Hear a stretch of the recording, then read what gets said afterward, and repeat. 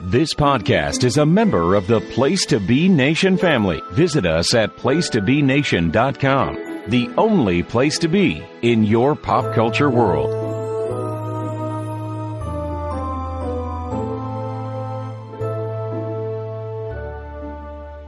Place to Be Nation. Welcome back. I hope you are having a lovely beginning of summer here. It is I, Miranda, the host of Bells with Books. And of course, I am not alone. I am here with my wonderful and lovely, beautiful real-life friend. I promise she's real. Bianca. Hello. So I am real. I am not AI generated. Not AI generated, and a lot of people that podcast together have actually never met each other in real life. You and I are. We are real life friends. We were friends before we ever did this. So Yes. But we are internet friends. I think we've told this story once before, but we are internet friends. So never lose hope in meeting your internet best friend.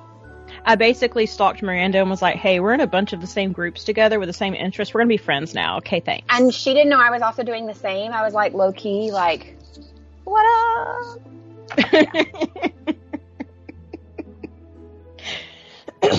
How's summer over in the great European continent? So far, so good. I don't want to jinx it, but the weather has been fantastic. Is it humid over there like it is here? It can be, but not as bad. Not at all bad.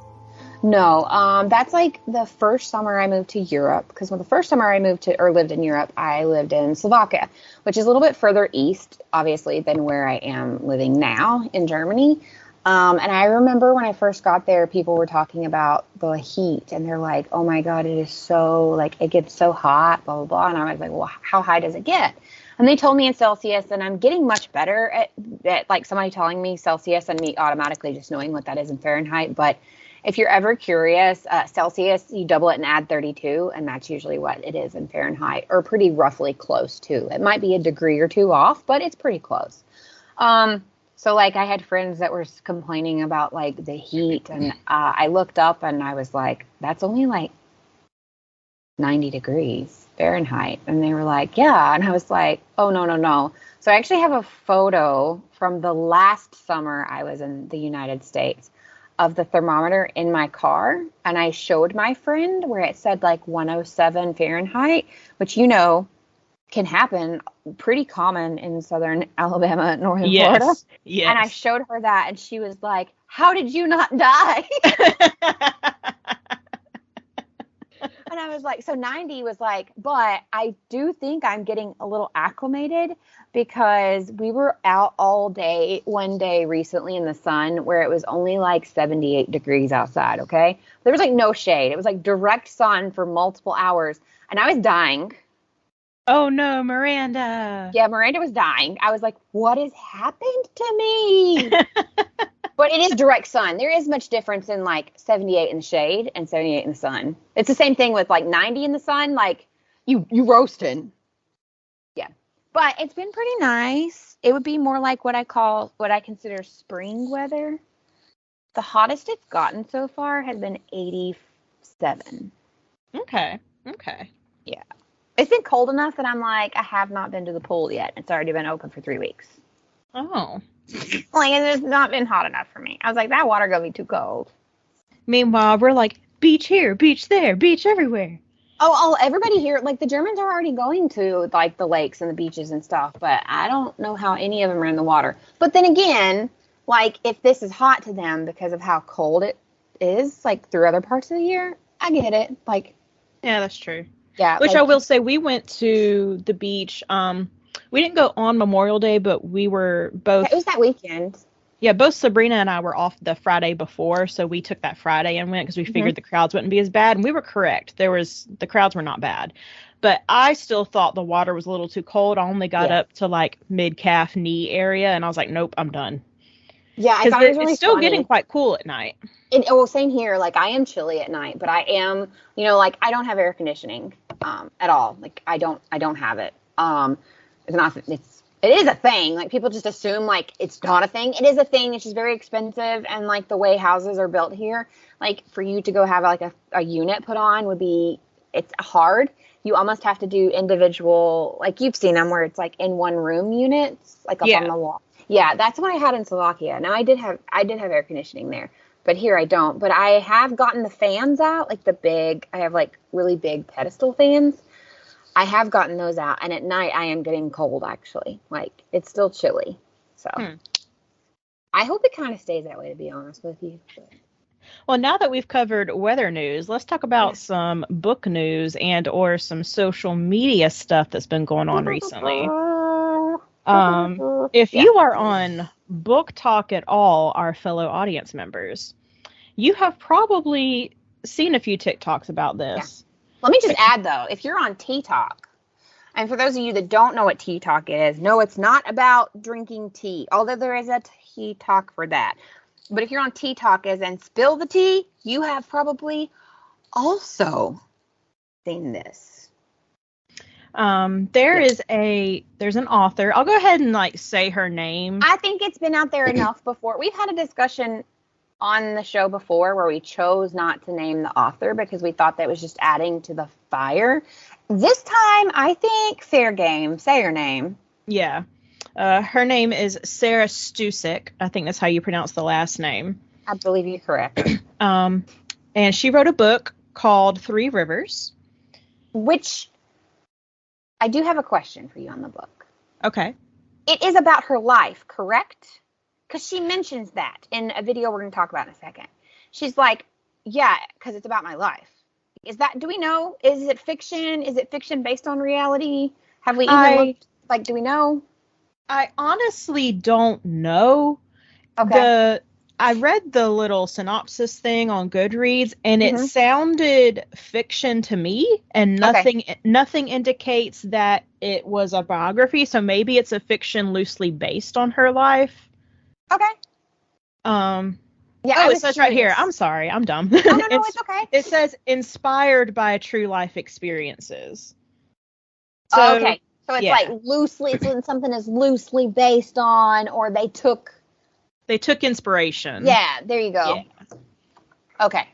That was my question, and I genuinely was unsure about that part. Yes. But she wrote a book called 3 Rivers, evidently is loosely based on her life, and she had sent out, or she or the publisher, I'm not sure if she personally sent out ARCs or if the publisher did. Because sometimes an author will. Like 2 of the ARCs I have right now, I got them directly from the author saying who would be on my ARC team. But I've also gotten them, like NetGalley, for example. That's from the publisher. Yeah. So I'm unclear on that one too. And actually, I would like to know that because I think it would actually add or take away from what we're talking about. Do you agree or disagree? Like, I think if it came from her, like if she sent these out, right, it actually means something a little different than the publisher just choosing people and sending them out. And I feel like if she sent them out, it makes it what she did even worse. In my opinion. Yeah, I can see that argument. But she sent out some ARCs, and this one girl, or this one reviewer, I should say, reviewed it on Goodreads and gave her 4 stars. And which I feel like 4 stars is good. I think you and I rate a lot. So in my opinion, 4 stars is almost like this book was really good, whether it was the world building, whatever. It was really good. I really liked it. I will tell people about it, but I may or may not reread it. And I'm like, it wasn't like life changing, like, but I really liked it. Yeah. That's 4 stars is to me. A really good review. Most things, if I enjoyed it and I liked it, get 4 stars. If I just like blew me out of the water, it's 5. Exactly. The original review that was posted was, this was a really great first novel. Stella's experiences were obviously based on true stories of the author. I loved how intricate the details about the show Stella was on were. The ending was kind of predictable, but other than that, it was incredible. And that was the review. 4 stars. I think that's a pretty good review. I think that's a fantastic review. As someone that has always wanted to write but been terrified of like what would be said, I would be like over the moon, like thoroughly pleased. I'd be like, oh my God, they like my book. You know, like exactly. I think that's how yeah, most of the book community is. I agree. However, the author had other feelings about that. Oh, yes, she did. And decided to get on TikTok and berate that reviewer and call her a certain... I'll say it. Okay. She called her a bitch. Yes. Like, over a 4-star review. Yeah. Obviously, that TikTok did not go over well with anybody. It didn't go over well with Tea Talk. It didn't go over well with Book Talk. It just did not go over well with the talk. Well, and there's there's technically 3 subsequent things that happened. Mm-hmm. 1, the author saw all the feedback from that TikTok and made another TikTok saying, y'all, I was just kidding. I'm a comedian. Y'all can't take a joke. Yeah, and it is in her bio. It says something comedian, and she's like, and I will tell you what I equated this to, and I think you can agree, right? I did not find that funny. And they were like, you can't take a joke. Have you never watched any of my other TikToks? So I went back before I judged her, and I watched a couple of her other TikToks, and I was like, I can't tell that you're a comedian, dude. I'm really sorry. If she had handled it like Geneva Rose handled the Scott thing, or where she does the thing where she talks really funny and she's like, hi, I'm Geneva Rose. Yeah, when she talks very monotone and is like, hi, Scott. Hi, Scott. This is for you. I know you hated my book. That is being a comedian. That is taking it in stride. That, to me, if she had done something like that and been like, hi, 4 stars? Really? This is my life. You know what I'm saying? Like, where you could clearly tell she was being funny.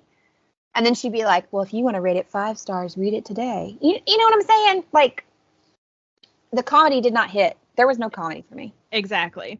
The second thing that happened was that the author's Goodreads page for that book got flooded with 1-star reviews after that. Plummeted her average. Which the average rating for that book is now 1.11.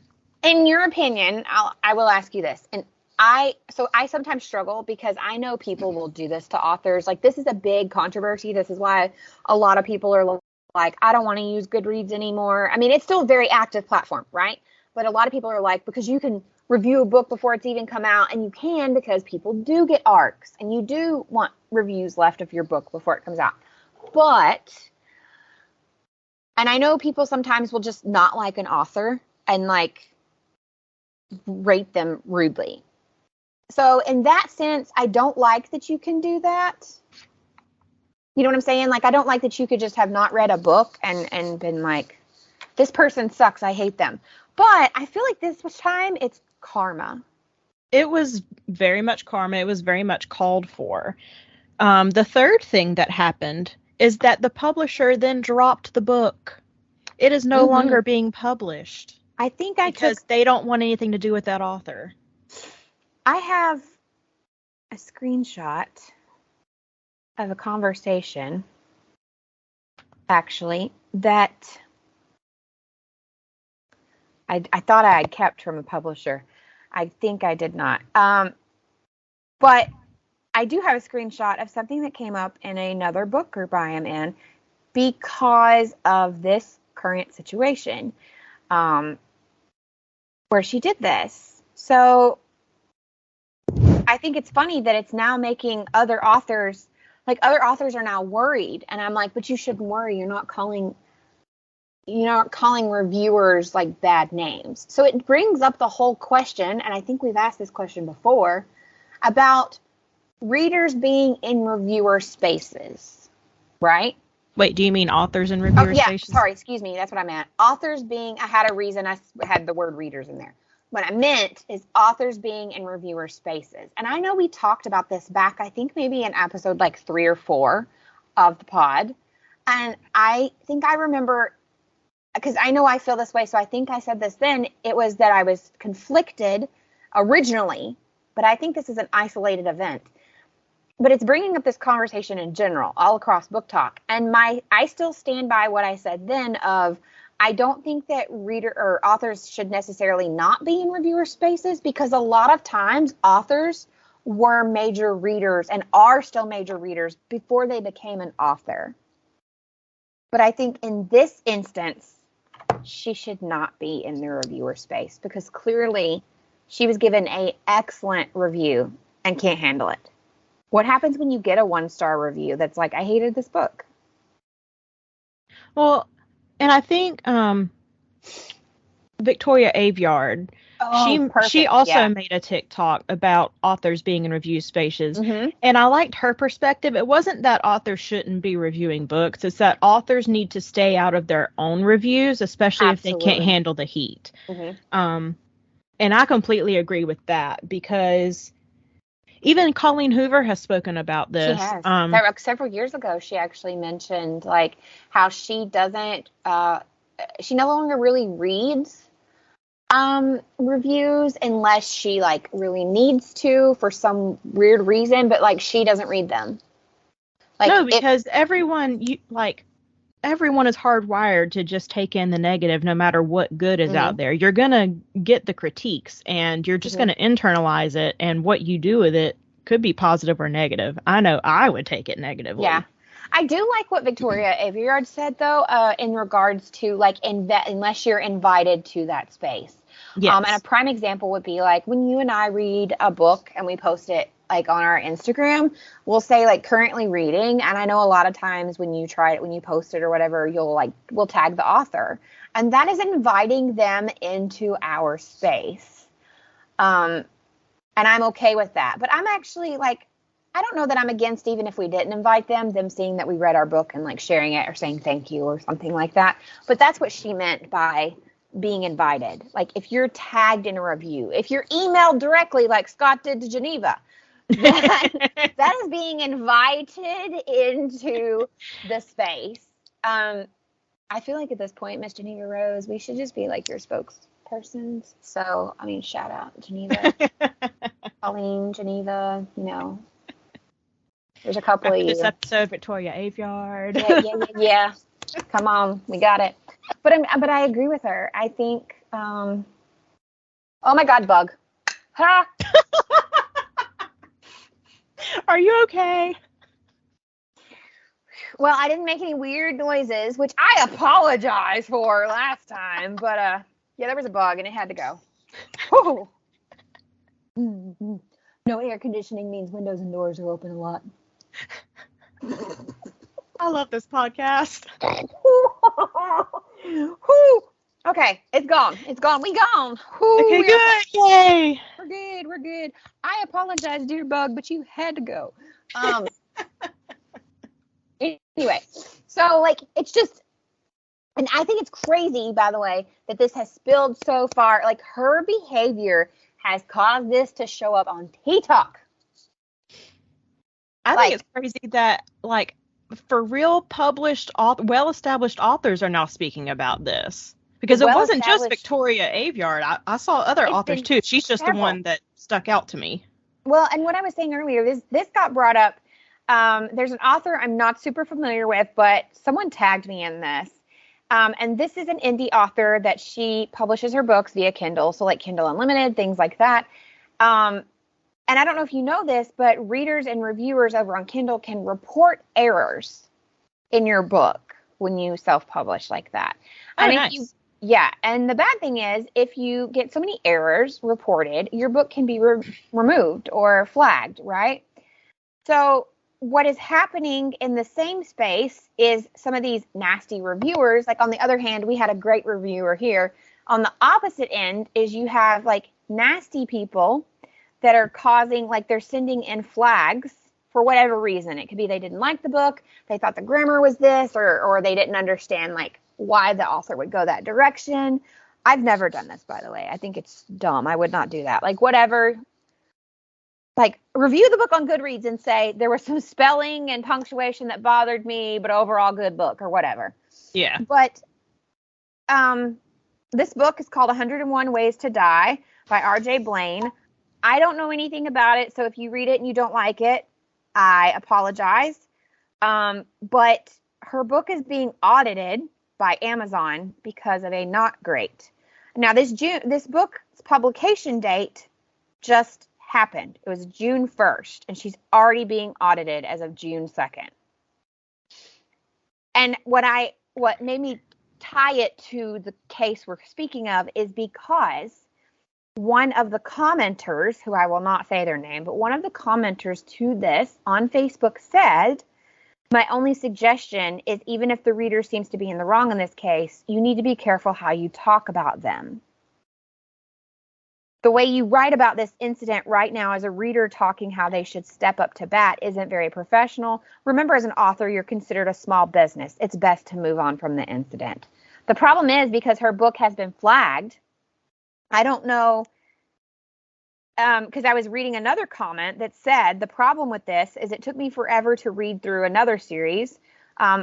In case anyone is interested in this other series, I'll list it. It's Alanea Alder. This commenter was trying to read a book series by Alanea Alder called Bewitched and Bewildered. And she said because someone did the same thing to Miss Alder's books, she could only get 9 and 12 because other books had been flagged in the series and they weren't available. Like Amazon had decided, oh, we don't want to deal with this. So they had removed the book. So the book wasn't even available. Good grief. And she even said, if I see like a typo warning or something, if it's an author I really love, I'll get the book anyway, because I'd rather have a couple of typos than not read it at all. Yeah. That being said, I am a librarian and would be happy to be a beta reader for this person that is unfortunately R.J. Blaine, which I do not know is a male or female, but R.J. Blaine is struggling. So I'm struggling with this whole, should they be in the other space? Because in this instance, you have a reviewer that's just like causing a muck. But then you have an author, right? But then you have an author that is making all authors just look not so great. Yeah. And it's making that people like that, like the one woman comment and say, be careful what you say. You're an author. This is your business. You don't argue with the reviewer. And I'm like, while I agree with that, because look at what's going on right now, this poor woman may have her book removed from Amazon because somebody just simply didn't like something in the book. Yeah. It's all a mess. It's a mess, but if you haven't seen it, go see it. If you message one of us, we'll share like the whole fandangledness with you. I guarantee you, though, most of our listeners are probably on Book Talk or Tea Talk or both. So you probably have seen this. Yeah. But yeah. It's been what? You know what? We are in June, right? So halfway through the year. And it started with a bang, if I remember correctly. Like Book Talk and like the book world in general has just been wilding out this year. Like, I'm gonna need y'all to get it together. Well, speaking of wilding out, I'm very proud of myself. Mm-hmm. Because I am way ahead of schedule on my book goal this year. Same. I didn't realize how far ahead I was. I'm like 14 books ahead. I won't tell you how I was like, books. Whoa. I won't tell you how many books ahead I am. Well, we're going to do a mid-year check-in for everybody. Check-in. I had a goal to read 45 books this year. And let's see, today's June 4th. I have read 34. Heck yeah, but that's the most I've ever read in like a short amount of time. You also, for the past few years, have been doing like college. So you haven't been able to. That is true. Yeah. So this is my whole first year never taking a class. I've been in college for 30 years, y'all.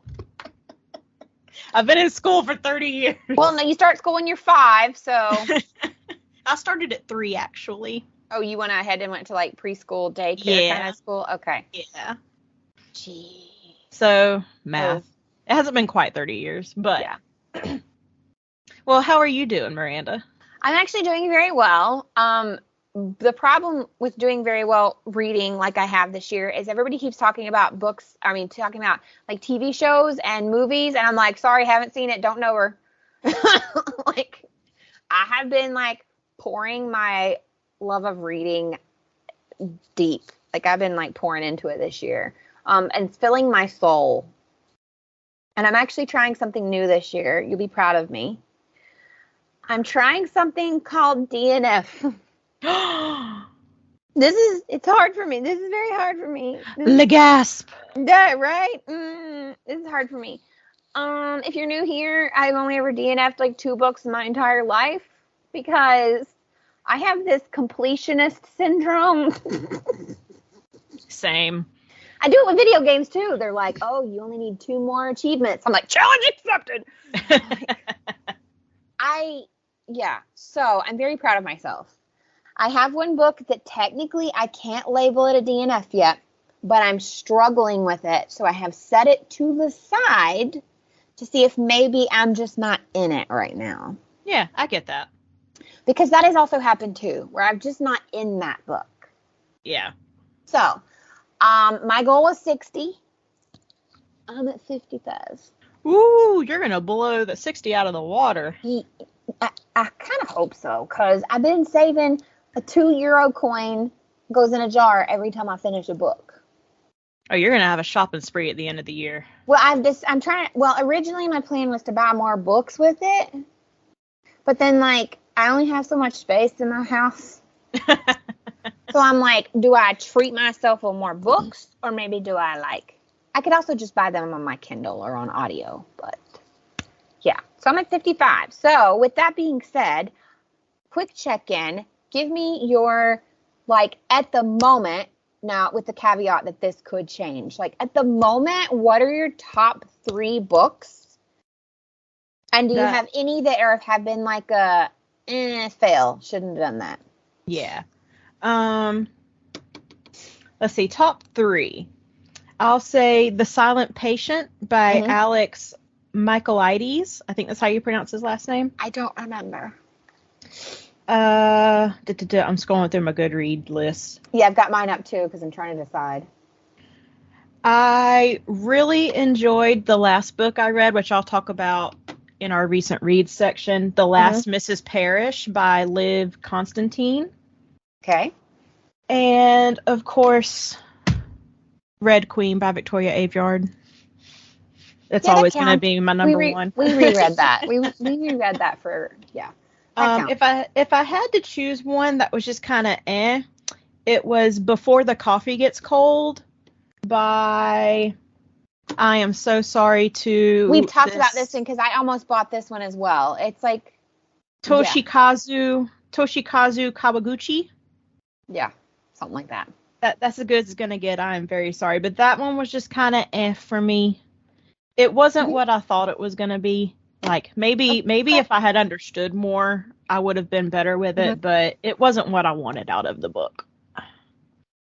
Enjoyed it, but not what you hoped for. Yeah. Okay. What about you, Miranda? Well, I think my top 3 are going to have to... 2 I've already talked come as a surprise, but because they're the 3 that I have given 5 stars to this year. I think they're the only 3 I have given 5 stars to this year. So briefly, because I've already mentioned a couple of these. One is When Women Were Dragons by Kelly Branhill. Absolutely loved it. Fantastic. The House Witch by Delemhach. Remember we have Delemhach. I think it's Irish, so I'm pretty sure I'm saying it wrong. That's the one I told you that when I found them on TikTok, they never show their face. They don't even really show their hands. Yeah, but it's a very pretty cover. It is a gorgeous cover. And there's a spinoff to this book series, to the House Witch book series as well. So, number 1, 5 stars. Absolutely loved it. And then one that I just finished that I think you tried to share my story from my Goodreads to our Instagram or to our, oh my God, I'll get all these social medias correct in a minute. You tried to share my story on Instagram to our podcast Instagram. And let's just say the metaverse is not being kind to Bianca and I right now. No, they're not. By the way, funny story. I'm getting all your notifications now. I can't. Did you log out? I did. When I log out, it logs me and you both out. When I log myself back in, it logs me back into both of them. Well, I guess you're gonna see everything now. You're welcome. I don't actually go like look at it, but I'm getting your notifications, like my push notifications. So anyway, Metaverse is not being great to us. So if you saw this, I read Wayward by Amelia Hart, and it is fantastic. It covers 3 women, one in 2019, one in 1619, and one in 1942, and it literally alternates chapters. Like one is Kate, one is Alda, one is Violet, and phenomenal, hands down, 5 stars. My one, I think this is not going to be a surprise to you either, that I just like didn't get out of it what I wanted. It just wasn't happening. And I think we both only ranked it like 3 stars. Was It Starts With Us. Yeah. Sorry, Colleen. It just. It was. She wrote it for the fans, and you can tell she wrote it for the fans. She was hounded because we're both in like her group that she runs. And you will have to agree that she was basically hounded. Sorry, y'all. Sorry, your co-hosts. But yeah, I wasn't in it. It didn't get me. It had some moments though where I was dying laughing and it was funny, but like go back and listen to that episode. I don't remember which one. I'll try to look it up to remind you guys. But if you want to hear us talk about it, like in depth, we do talk about it. But it was for the year so far. Yeah. Well, but speaking of Colleen Hoover. Yeah. For those who don't know, It Ends With Us is currently being filmed right now. Mm-hmm. And we got some photos of the cast. Yeah, have you seen the photos? I have seen, I think she's wearing like this red ensemble. I haven't seen a red one. What I've seen, she's carrying like this big old carpet bag, and she's wearing like patchwork pants and like kind of a homely looking jacket. And we're all just like, who is this? This is not Lily. What are we doing here? No, I saw there's something going around where she's wearing like this red ensemble, and it may just be a photo of Blake Lively in general. Oh, okay. But I thought it was like her. Oh, it's pink. It looks red. Okay. Anyway. But kind of the whole Hoover fandom right now, we're all just kind of waiting in anticipation because that is not at all, I know personally me, it's not how I expected Lily to look. I did and I didn't. Like when they announced that Blake Lively would be the one playing Lily, I was like, oh yeah. But now that I'm seeing stills from filming, I'm like, But then again, we don't know from what part in the movie this is. So, like, I guess spoilers, skip ahead if you don't want to know this. But, like, is this when she's going through everything with Atlas and there would be, like, marks? Yeah, that's a good point. We don't know. And so, like, they're trying to, in the movie, because it's a visual, you got visual instead of, like, reading it. I wonder if this is their way of, in the movie, interpreting, like, she's covering herself so people wouldn't know, and she's disheveled because of everything that's going on. Yeah. I'm really bummed with who Atlas is, though. The only one I know from the movie is, well, I take it back. I know Justin, obviously. Yeah. But I don't know. I've never heard of the dude playing Atlas. Oh, excuse me. Sorry, said it wrong. I'm bummed with Ryle, who's playing Ryle, because I don't like the idea of him as... Oh, you don't like him playing a bad guy, Justin Baldoni? No, I don't like that. That's I used to have this actor that I really, really, really loved. I found him on this show called Greek that used to be on... Is that ABC Family? Yeah, it was ABC Family, but before it was Freeform. Yeah, so it was ABC Family, now it's Freeform.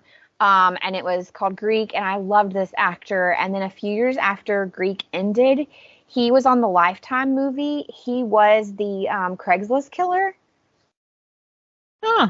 And I was so mad because, or that's like I was just so mad because I was like, I look at him different now. I know he's just an actor, or like, yeah. I'm afraid of how looking at Justin Baldoni as Ryle is gonna affect me. He's a great actor, though, so it's like nothing. He is, and I think he's also directing this. He is. He has directed other things, and if you haven't seen it, he is absolutely fabulous in Jane the Virgin. And Jane the Virgin itself is a wonderful show. Not at all what I think a lot of people thought it was. Like, I think people saw the title and was like, oh, but it is a fantastic show. It was really good. It was so good. I stopped at one particular point, and Miranda knows what point I stopped watching it just because I can't cope. So, but now that you said that, we discussed it, but I don't remember at what point. To be very honest with you, there's a lot of things that happen in that show, so I'm trying to remember which point it is. But it's a fantastic show. I finished it all the way, and I cried at the end, and it was... And if somebody's like, that show is bananas, it is, because it's supposed to be like a telenovela. Like, exactly. That's how it's supposed to be. It is supposed to be bananas. People you think are dead are not dead. People aren't who they say they are, like literally wearing masks. Like, literally. Yes. Oh, yes. It's fantastic. It's great. And it has a narrator over the top of it that plays a huge role in the entire show. And at the end of it, you learn who the narrator is. And it's just all fantastic. So... And that has a book in it, too, that I think you can actually now buy. So, yeah, you can buy it. We sold it at Barnes & Noble when I was there. I was like, hey, I know that book. Yeah. So that's an adaptation minute for you today. Yeah. So we have a fantastic thing for you this month. So it's because it's Bianca's birthday. Happy birthday to you. Happy birthday. I'm a June baby. Okay, I'll stop that. Yeah. So, like we did in March for my birthday, Bianca got to choose what we were going to do. And I'm not surprised at what she picked, but we let Bianca decide. And Bianca is going to break down. And now I will go ahead and tell you, spoiler alert, she loves this book a lot. So she's going to break it down. When I say this is my favorite book of all time, y'all. So I will say, go grab your water, go to the bathroom, go on a long road trip, because I know this episode is going to be long. Yeah.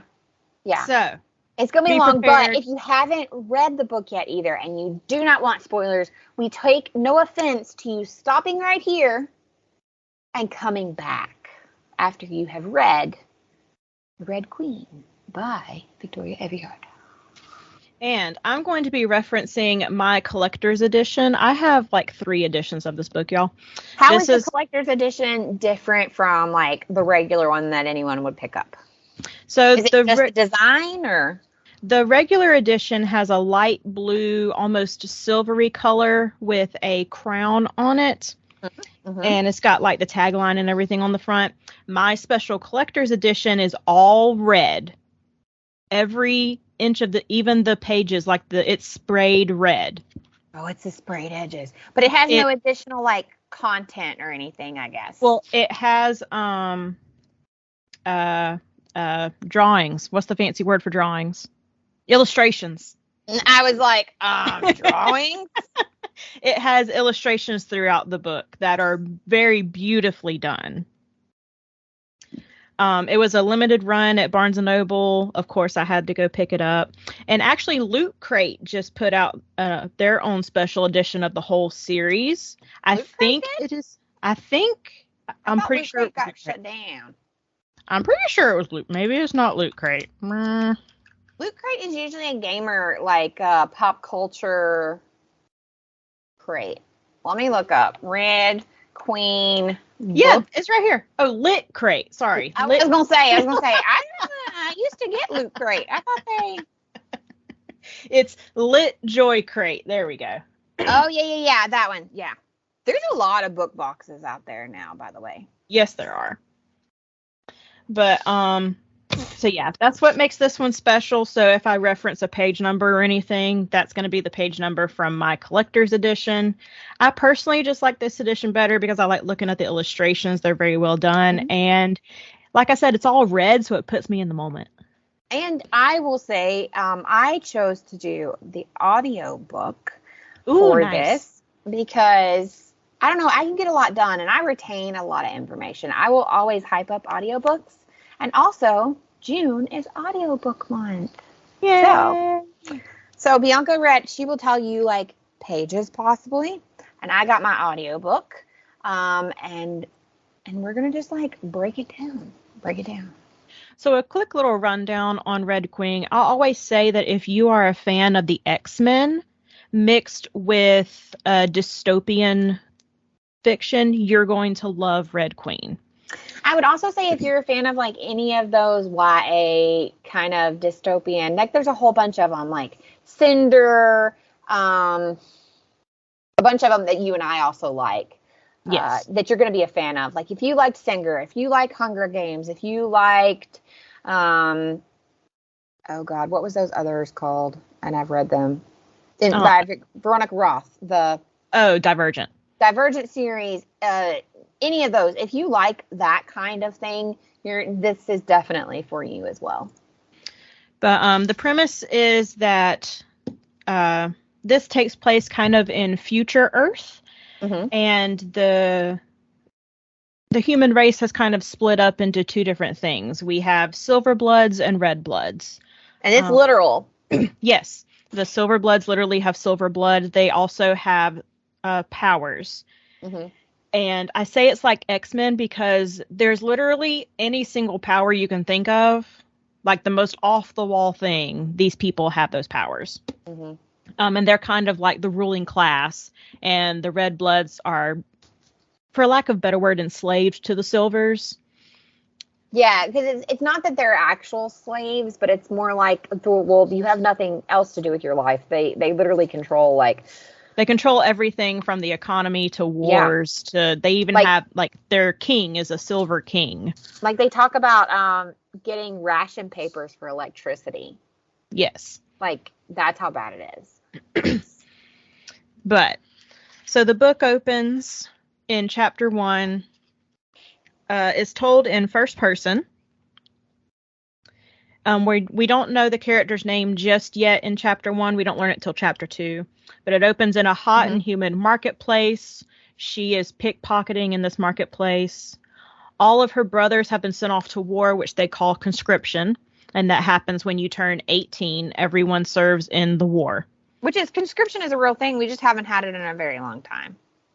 Well, and I say that because conscription's not really the word people associate with that. Like, it's more like drafted, but they call it conscription. Yeah. You hear conscription used in, like, it was used, like, years prior. Like, way long time ago. Yeah, yeah. She's kind of contemplating her life. She's like, she's next. She has no job. She has no prospects. Her best friend, Keylorn, he won't get conscripted because he has an apprenticeship. So she knows that he's going to be safe. She doesn't have to worry about him. There's this thing called First Friday that she's seeing going on around her. And it's basically a fight in the arena in her area between two silvers. Like I said, the silvers have superpowers. The two silvers that are fighting today is a strong arm and a whisper. So a strong arm is someone with inhuman strength. Think like Superman. They're just the most strong person being ever. And then a whisper is someone who can get inside your mind and can control your mind. Mm-hmm. So it's kind of known that when a whisper is in the arena, the whisper is going to win. And then one of my favorite quotes of anything lit comes from the end of book 1 or chapter 1. It says, "The gods rule us still. They have come down from the stars, and they are no longer kind." And don't ask me why, but that quote just like gives me the shivers. Which, since you did the audiobook, Miranda,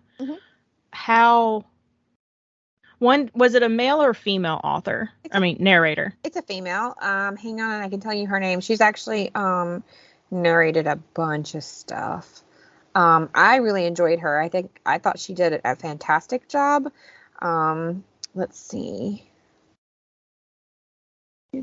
Title details. It was read by Amanda Dolan. Is this your first time listening to her? No, I think I had listened to her before, and she actually continues the story. Like, she is the narrator as the series goes on, except for they end up, I think on book 3, they add in a couple of other narrators as well. That makes sense, because in book 3 you start to get more points of view than just. And one of the guys that comes in later, I have listened to him before, and he's also fantastic. Okay. So, yeah, she has done. She's done all of the ones for the Red Queen. And then she also did a book I talked about, but I got as an ARC, so I read it. The Lies I Tell by Julie Clark. I talked about that, I think, back last summer. Yeah. But yeah, I would say if you're into audiobooks, she's definitely fantastic to listen to. Okay. Well, I asked that because did Amanda emphasize those couple of sentences? I asked that because whenever Victoria does any promo for this book, she typically uses that quote because it is so strong. So I didn't know if the narrator put any inflection on that or not. I honestly don't remember, to be very honest with you. That's something that, like, I didn't really remember happening. And to be transparent, we talked about this when you said, asked me if I wanted to read this book or another book. And I said, well, it's your month, you pick. Apparently, I read this book before. I read it in 2017, in March of 2017, and gave it 5 stars. So you liked it at least. But here's the thing. When we started reading this, and I think I even texted you, I was like, I don't remember any of this. Yeah, you text me every couple of days. Where we're at in the book, I didn't, like, where we're at this moment, in chapter 1, didn't remember any of that. I was like, did I read this book? Didn't remember. Did not remember. So as you go, I will tell you if I did remember or didn't remember. Okay. Okay, so we're entering chapter 2. She's more describing her homeland. It's called the Stilts, and it's called that because all of the houses are literally built on stilts, kind of like you see at a beach. They're all elevated because it's kind of like a swampy, humid area, like right off the river. And everyone's very poor. Like, even if you're considered slightly well off in this area, you're still dirt poor. So she arrives home with her sister Giza and her mother and father. Her father had been fighting in the war and was injured, and he only has one working lung. He is also confined to a wheelchair. He cannot walk. Like I said, she has 3 brothers. They've all been conscripted, so they're all off at war. Giza produces a letter from one of her brothers, Shade, who says he is well and he is not in the choke. The choke is like the bad area of the war. It's been so bombed and so fought in. You're over literally the past. Like choking because you can't like breathe there, basically. The air is so toxic. It's just dark, dingy gray. Mm-hmm. That's why it's called the choke. Shade says he's heard from Trammy, the other brother. Says he's fine. There's no word from Bree, the oldest. But Shade writes, don't worry. Don't worry about me. We're all fine. They all go off to bed. But Keylorn, the best friend, wakes Mare up, kind of like throwing rocks at the window. Mm-hmm. She sees that his hand is bloody and that he's been crying. She's like, what the crap? What's going on? Turns out his master had a heart attack and died, and he will now be conscripted. So, which is just horrible to think of. Like, there should be a backup plan. Like, I'm sorry. I was like, I don't like this. Yeah. This book, as much as I love this book, is very depressing. Because it's just like one bad thing after another, and you're just like, can I get a break? Mm-hmm. Mare goes to see, in chapter 3, Mare goes to see a man called Will Whistle. He's an old merchant working for the black market. Basically, she's using this as the last possible option to avoid conscription for both her and Keylorn. Mm-hmm. Because there's no gender rule. There's no gender on the being drafted. Like, no, it's anyone and everyone. Once you turn 18, you're gone. If you're 18 and less, and I think she even says this, correct me if I'm wrong, but she basically says, once you turn 18, unless you are a silver or you just like have deformity, like cannot like go, then you're going.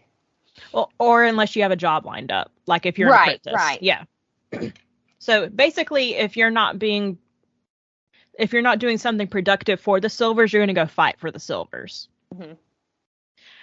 And Will at first refuses. He doesn't want to get involved in avoiding conscription for anybody, but he sees how desperate she is. You die, right? Like, if I remember correctly, if you try to avoid conscription, they'll just kill you. Like, yes. They'll just be done with you. They'll do like a public either shooting or hanging. I forget which one. But they basically use you as an example. If you look back in history, that was a thing. Right? Yeah. Like, it's sad to think about, but... Yeah. Will kind of takes pity on her because he sees how desperate she is to avoid conscription. So she invites him into his wagon, and there she is greeted by a woman named Farley. I'm going to quote Mare here. A girl barely older than me with blonde hair and an unofficial gun. I don't know how she knew it was unofficial. I was kind of confused by that. I think she, because I think it's brought up, honestly, if I remember, maybe I'm wrong, or maybe just I assumed this in my head, but I think it was like no one has them, because I think she says like there's no way to defend yourself, something like the only people that would have a gun are the soldiers out at war, or like maybe the silvers have them. So like her having one is like, why do you have a gun? Like, maybe. Yeah, that's a good point. That's what I gathered, or maybe I read that. I don't know, but that's why I thought that. She has a very high-pitched voice that's very emphasized, which I think is supposed to be like in opposition to how she looks, because Farley kind of has this like tough exterior going on. Right. Farley basically agrees to help at a price, 1,000 crowns each, and they have to join what she calls the Scarlet Guard. 1,000 crowns each, that's 2,000 crowns, their money. For both her and Keylorn, that's impossible. There's no way either of them can get that kind of money. The Scarlet Guard. Like to know, like, what comparison, like, how much would that be? Oh, anytime I read a book and they talk about their money and their like in their world, and they're like, it would be like 100 rubies or like 27 rubles, and I'm like, well, what is that? I need to know. Can the author just throw up a snippet and be like, oh, it'd be like $1 million, or it'd be like. I mean, even if it was just $1,000, that is a lot for some people to come up with. Like, if you were like, I need you to come up with $2,000 right now, some people would be like, I can't do that. Yeah. I think she gives her 24 hours or 40. It's a very short period of time to give her the crowns. Well, and she's a pickpocket. I don't think you said that yet, but like her whole job is that like she's a pickpocket. She doesn't have any other like traits like her sister does or anything. So like her pickpocketing, she wouldn't be able to come up with that much that quick. Like, yes, Mare's a pickpocket. Her sister Giza, I don't know how to pronounce her name. I don't like Giza. That sounds like geezer. Giza, and I'm pretty sure I think she said Giza when she was narrating as well. Okay, good. Yeah. Giza is a hand sewer. Like she makes very intricate patterns on like clothing and stuff like that. So the silvers love a lot of her. stuff that the silvers wear because it shows like their opulence. Yeah, an embroiderer. That's it. Yeah. She does like embroidery and hand stitching and yeah. So she's luckily, as of right now, Giza will avoid conscription because she's working for the silvers basically. And then Farley's like, if we do this, you're going to have to join the Scarlet Guard. It's kind of like the resistance group. Mare is not really aware of the Scarlet Guard at this point. She's just kind of like, oh, okay, whatever. Mare goes back home and talks Giza into helping her. Giza sneaks Mare into the silver marketplace, and Mare gets to work. Like, being in the silver marketplace is the place where she knows she can pick the most. Mm-hmm. And in the collector's edition, this is where you get the first illustration. It's so pretty. I'm going to describe it real quick. It's two hands being held up to the outline of a face. The hands are outlined in red, and everything is black. but the hands are outlined in red, and there's a crown at the top where the head would be. Okay. And instead of a face, it's all lightning. Ooh, it looks okay. really cool. So now we're going to go into chapter 4. So Mare's going along the crowd, picking a pocket here and there. And she ends up in an arena where the electricity is so much that she can feel it and hear it. She doesn't understand how any of these silvers can stand to be around this much electricity. I knew what she meant, though. Like, there are people like this. Like, I'll say this to my husband, like, at night, when everything is quiet in the house, I can hear the humming of, like, the refrigerator 2 rooms away. Like, yes, same. And it's so annoying. That's why I sleep with, like, a fan. I usually have earbuds with ASMR in it. I love ASMR. Don't come at me. But, like, I have to have something to not hear, like, the building popping and, like, the, like, buzzing of just, like, all the things. I can't. Yes. So I knew what she felt like. No, need it to stop. Yes, and that's exactly how she feels. An announcement comes on all the TVs where she's standing. It's a big news announcement, kind of like a news interruption you would for a TV show. Mm-hmm. And there's been a terrorist attack on the capital of Archeon. And they reveal that the organization called the Scarlet Guard is taking credit for it. And Mare's like, whoa, what the crap? I was supposed to join them. I kind of attributed it to, like, when you're watching the movies for, oh my God, Brain doesn't work tonight. We just said it. It's another dystopian series. Divergent. Katniss. Hunger Games. Yeah, Hunger Games. I thought when I was reading this section and they're talking about the giant, like, TVs, I was thinking of, like, in the Hunger Games when they're actually showing you, like, on TV, like, what's happening and what's going on and how they, like, are constantly broadcasting and stuff. Yeah. It made me think of that. Yeah. Well, and that kind of follows with what happens next. After the Scarlet Guard takes credit for it, Mare sees Farley on the TV. And Farley says, and we will rise up, red as the dawn. And if you follow the Red Queen series at all, if you follow Victoria Aveyard, you know that is the tagline for this entire series. It will come up numerous times. It's on all the merch. So when Farley says that, Mare's like, oh no, what have I gotten myself into? As soon as the announcement's over, the silvers in the marketplace start to turn on all of the reds. The reds start being chased and tortured with whatever's in the vicinity. The silvers start using all of their powers on any red that's nearby. Mare finds Giza and they go to escape. Mare is super sad that she has to leave empty-handed. There's obviously no way she's going to be able to pickpocket in this pandemonium. Mm-hmm. Giza, this girl, tries to help out, and she pickpockets a silver, but she is not a pickpocket, and she gets caught. Okay, and I will say, this is where I was frustrated, and I'm back to, so I didn't remember, right? Didn't remember. And then I did remember vaguely the whole, like, her pickpocketing. There was, like, some scenes of, like, her pickpocketing. I was like, this sounds familiar. And then I remembered the sister when they started having conversations, and then she was talking about how she was a sewer, embroiderer, or whatever. I remembered her again, and I was like, wait, so maybe I have read this one. I did not remember this part. And I was infuriated at this part because it's out of character. Like, why in the world is this straight-laced? She didn't even want to sneak her into this area to begin with. Like, don't do anything. Like, don't screw this up for me. This is my job. Like, she basically kind of read her the riot act. Like, it wasn't, like, drastic, but, like, she did. And then why would she do that? I guess because she didn't want Mare to leave just empty-handed. Like, I agree with you. It was kind of out of character for Giza. I feel like it was very out of character. I mean, I don't know. Like, I just felt like... So I'm just going to read the next couple of sentences word for word. Okay. So Giza gets caught. This is from Mare's perspective. My own voice screams out, joining the din of the chaos. It was me. It was my idea. Hurt me. But they don't listen. They don't care. I can only watch as the officer lays my sister next to me. Her eyes are on mine as he brings the butt of his gun down, shattering the bones in her sewing hand. I could hear this.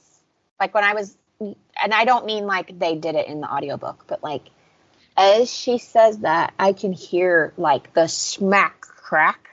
Yes. The point that I was like a little nauseated because I have broken bones and I was like, oh God. I could hear it. It just made me so uncomfortable. Like, obviously I knew that part happens, but every single time I read that, I get choked up. Because Mare tries so hard for her to get punished instead of Giza, because if one of the siblings could avoid conscription, it was going to be Giza. But now they're all going to be. Well, I mean, I don't know. Are they going to get... Like, if she had gotten her hand smashed, would she have conscripted her? She was just a pickpocket. It probably would have lended... Like, I don't... Okay, this sounds bad. I'm not saying I wanted Mare to get her hand smashed. But it probably would have led into her being able to be a pickpocket, because she could have also done, like, the, please help me. You know what I'm saying? Like... Yeah, that's true. But anyway, I did not like that part at all. I was a little frustrated at Victoria Aveyard because I was like, this seems so out of character, but I get that you need this to take place for the rest of the story to move forward. Yeah, this was the catalyst for the rest of the story. This is the moment that, like, I just didn't like it. I was mad. I'm sorry. Obviously they leave the marketplace, go back home. However, Mare kind of runs away. She can't face her family and everything that's happened. Oh no, she's sick and devastated and yeah, because Giza was the breadwinner. She's the one that provided for the family, and without her hand, she can't do that anymore. Mare goes to an inn outside of town. I was thinking kind of like the dirty little pub inn in Lord of the Rings where we first see Aragorn. Oh, that's so funny. Okay, so you thought that. Do you know what I was thinking of? What? And I know you remember this because you like a lot of the same things I do. It's a movie from 2004 called Ella Enchanted. Oh, yeah. And remember when Anne Hathaway's character, Ella, runs away and she's in that little bar and they sing Need Somebody to Love? Yeah. Somebody to Love Me? That's what I pictured. Or the bar in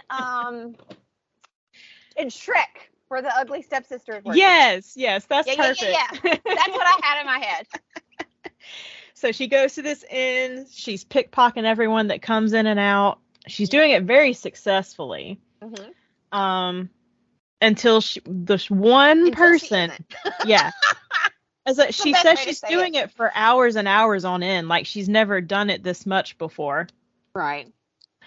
She eventually does get caught, however. A boy a little bit older than her, but he doesn't punish her. Instead, he hands her a whole crown. Then like a whole dollar. Yeah, basically. It's not just some chump change. He gives her like some dollar bills. Then he escorts her home. He introduces himself as Cal. We like Cal. I already like Cal. We like Cal. We are Cal stands in this household. Yes, we are. When she gets home, her father had made it outside to work on the electricity.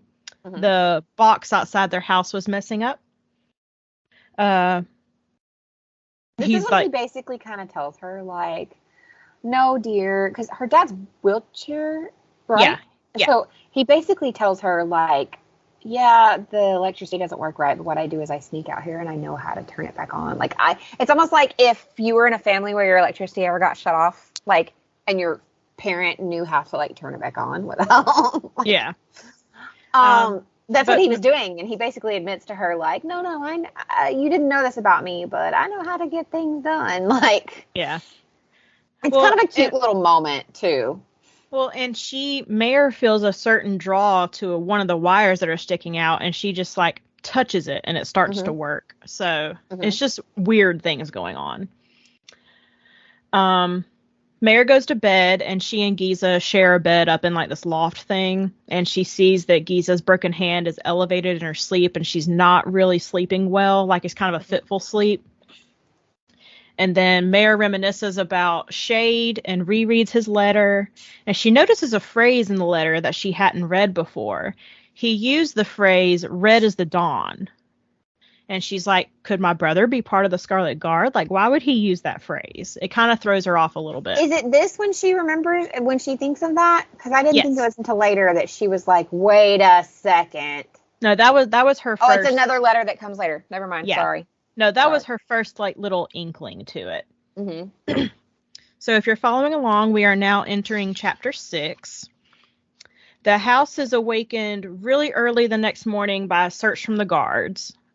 Mayor explains that this happens normally twice a year, but this search makes it third, so it's kind of weird that they're doing it again. Which I'm assuming, obviously, as everyone else says, this is probably because the attack that happened. They're, like, extra, like, checking, like... Yeah, well, that's what they all assume. Mm-hmm. But turns out it wasn't a search. Mayor has been summoned to Somerton, which is, like, a town a couple towns over. It's where the king is currently staying. A bunch of the high-ranking Silvers are there. Mm-hmm. She's been offered a job. Anne Walsh, who is also from the Stilts, escorts her. And Mayor's going to work at the palace in Somerton. She is starting work on the busiest day that the palace has ever seen, on a day called Queen's Trial. All of the high houses are offering up their daughters to marry the prince through a series of tests and trials. The girl that wins these tests and trials gets to be the next queen.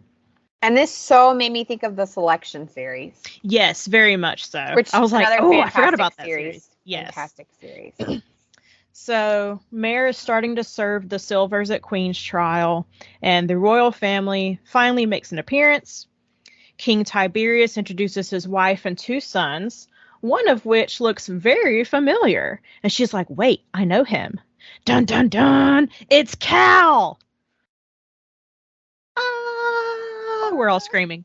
Saw that coming. So, yes, that's the very same Cal that gave her a whole crown at the Shady Inn and escorted her home. So, chapter 7, Queen's Trial begins, and the arena is guarded by an electric current. So, I was thinking kind of like an electric fence type thing. I was too, honestly, kind of like they were separating the Silvers and the, like, making sure the Reds didn't get to them, kind of like keeping them out instead of, normally an electric fence would be to keep something in. I think it was like to keep them out is what I thought. Yeah. And it's so strong that it gives Mayor a headache. And then we kind of go through some of the girls that are competing to be the next queen. One girl is a strong arm. She destroys everything in the arena as if it were paper. And then we have a greenie, a nymph, and an oblivion, all displaying their abilities. The last one to go is a girl named Evangeline. Mm-hmm. She is dressed all in black with iron accents. She's what's called a magnetron. And she is obviously the favorite, already picked out by the king and queen. She can tell just from the reactions of everyone in the room that Evangeline is probably going to be the one chosen. And a magnetron is one who can control metal. And Evangeline is so strong that she can lift all of the boxes that all of the high houses were in, which were several families. Mm-hmm. So she's like using her power to lift up these metal boxes all around the arena. And she's tipping them.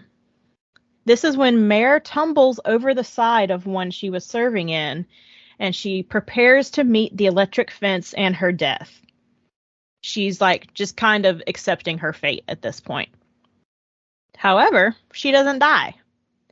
She can feel the electricity pulse in her body, and then she drops below the shield into the arena with Evangeline. I would absolutely feel the electricity pulsing through my body too, but I would be dead.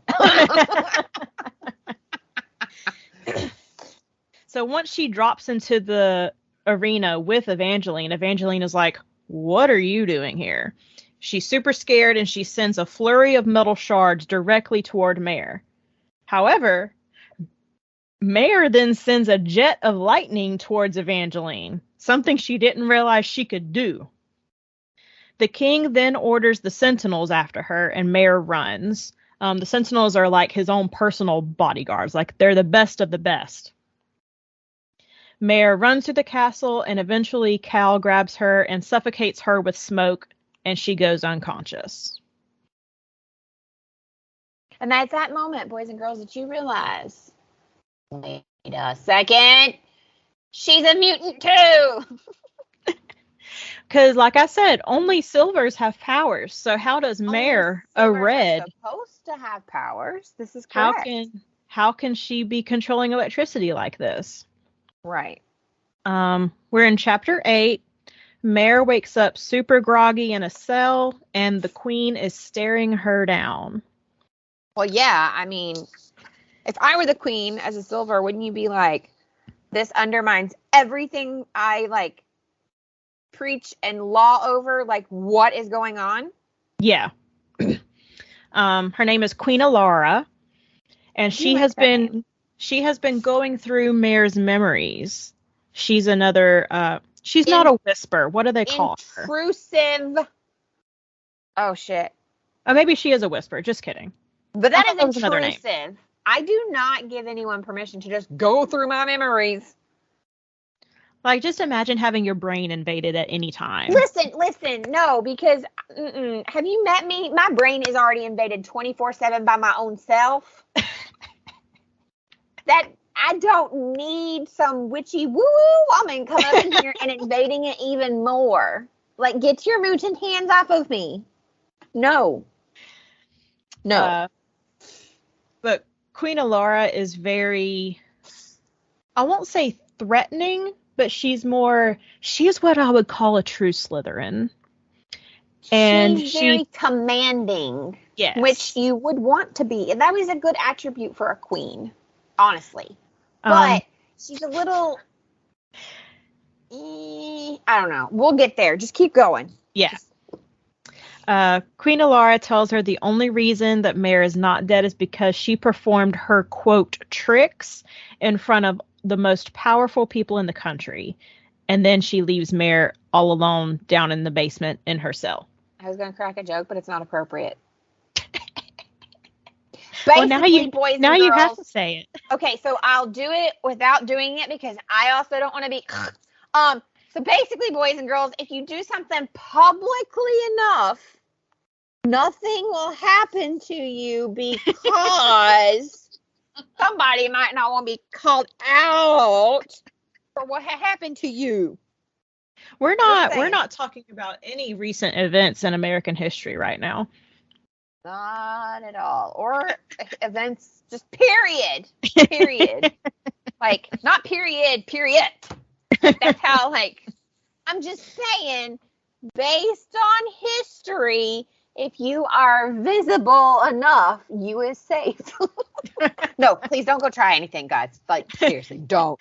Wait, let's be real here. We're all book readers. The most we're going to do is, like, well, I don't know. We ride at dawn a lot. It's whatever.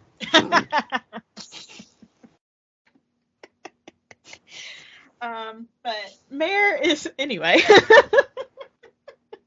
I'm just saying this book is very applicable to, like, I read books to escape, right? Okay, we all do. But there's a lot of things that she writes about that you're like, oh, that'd be real, though. Like, hang on.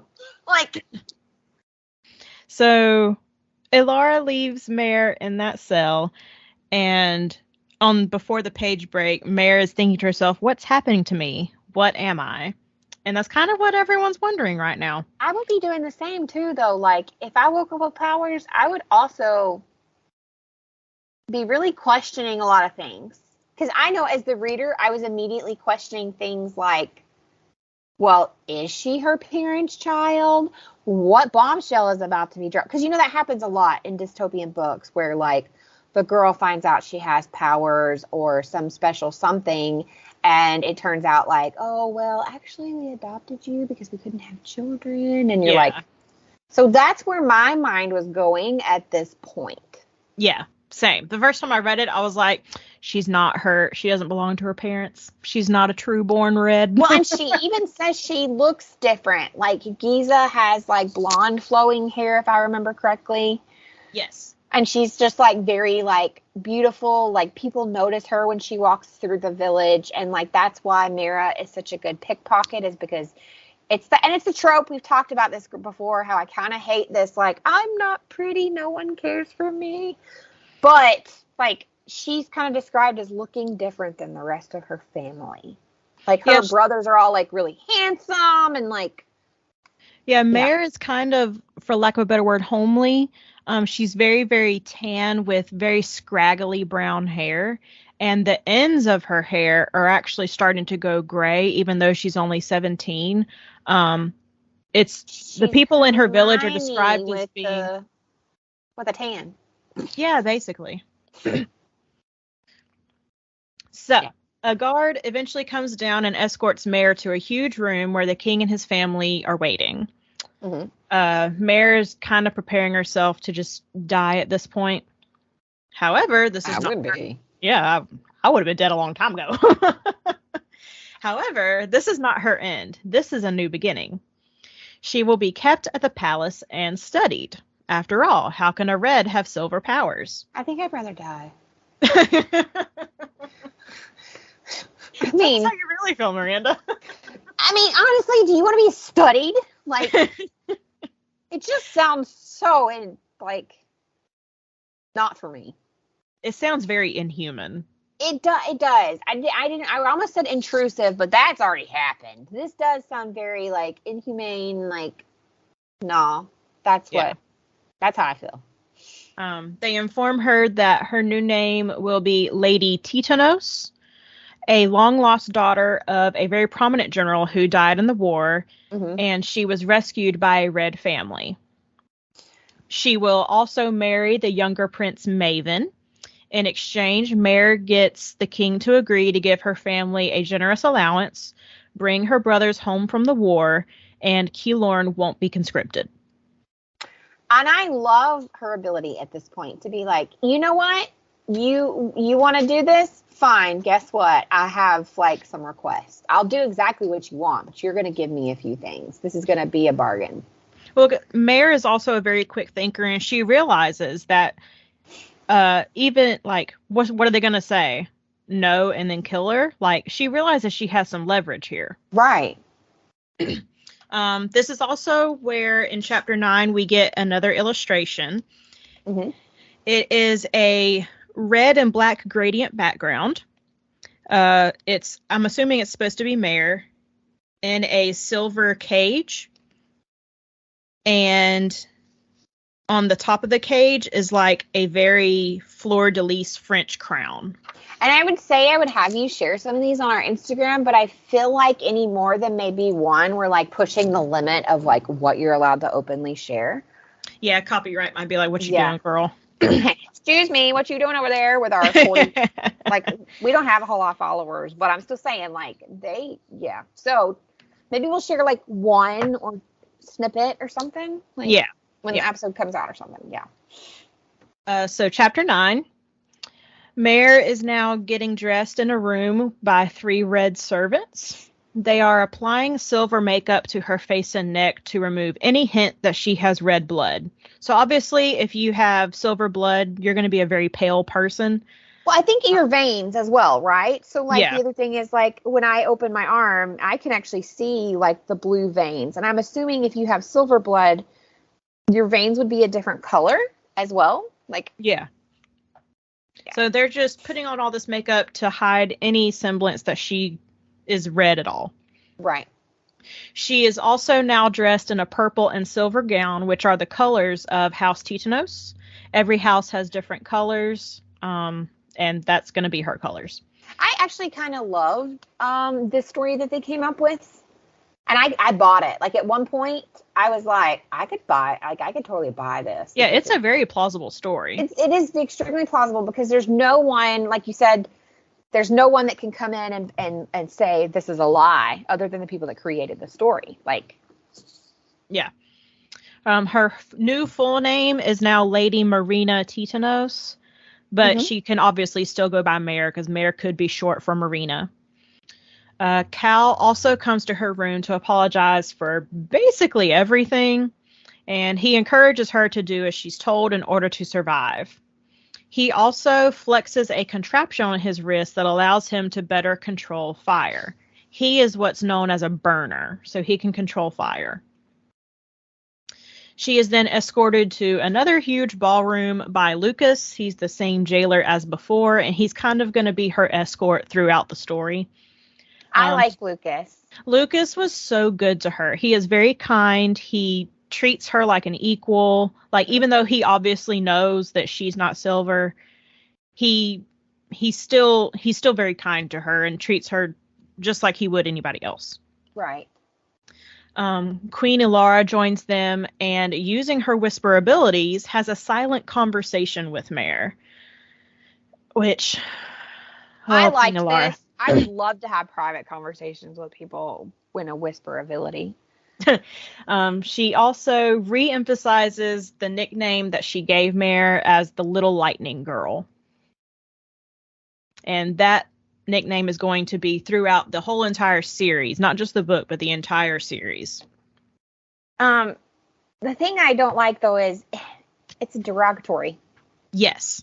They're not using it as a compliment. Like, oh, the little lightning girl. Look what the little lightning girl can do. They're like, little lightning girl. Like, exactly. Yeah. Chapter 10, Mare's entering a ballroom with all the eyes on her. King Tiberius goes through her fake life story in front of all of the noble houses that are gathered. And then she and Maven basically get engaged in front of everybody. Cal then steps forward and chooses Evangeline from Queen's Trial.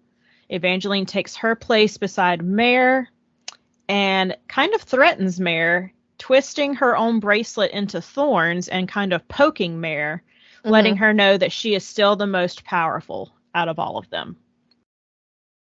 Which I think it's because she saw her as low-key, she's a threat. Competition. Yeah. Yeah. Like, I will not stand for this. And has he, I can't remember, has he announced publicly that who she'll be marrying? Like, did that happen when he introduced her? I don't understand your question. I'm asking the king when he did the full, like, introduction of, like, who this girl is, which just happened, right? Oh, yeah. Mare and Maven already pledged marriage. Okay. Like, they got engaged. Yeah. Well, I also feel like she still feels that Mare is competition for her, between her and Cal. It's like, even though they said she's marrying the younger prince, like, she's still looking at her as, like, this is competition for me. Like, well, yeah, because Mare threw a lightning bolt at her. Right, but regardless of that, you can almost catch in her tone and stuff that she feels like her ability to become queen, which is her goal, is to marry Cal, like, is to be the one chosen to marry Cal, because she's one of the girls that's part of this competition. Like, you can tell she still looks at her like, you might take everything from me. Like, yeah, I'm not going to let that happen. This is kind of like an engagement party, for lack of a better word, and they're also kind of celebrating Mare being returned to her silver status after being raised with reds for so long. It was strange. Yeah. There's a huge feast. Mare is sitting beside Maven, and Maven tries to, like, make small talk and kind of apologize for things, but Mare doesn't accept the apology. Here's in her own words: "I'm a red girl in a sea of silvers, and I can't afford to feel sorry for anyone, least of all the son of a snake." I was like, okay, Mare. Well, she's not wrong, though. Like, she doesn't know these people.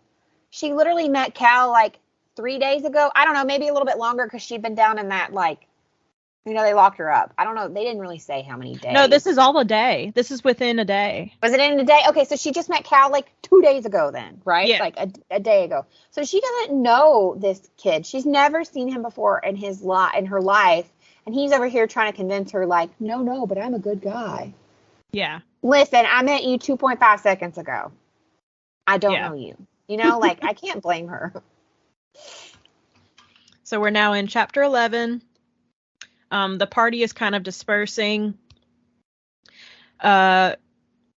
Some weird dialogue happens. Basically, Cal is now escorting Mare back to her rooms, and Maven is escorting Evangeline back to her rooms, because you don't want the people that are actually going to be married to escort each other because of... It makes sense. You don't want impropriety reasons. Yeah.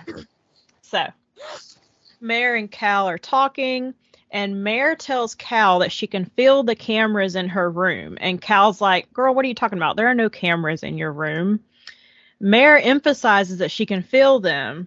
And then Cal's like, wait, this girl can control electricity. Maybe she can feel the cameras. Like, in her maybe room. she's not crazy. Yeah. Like, It's an odd conversation.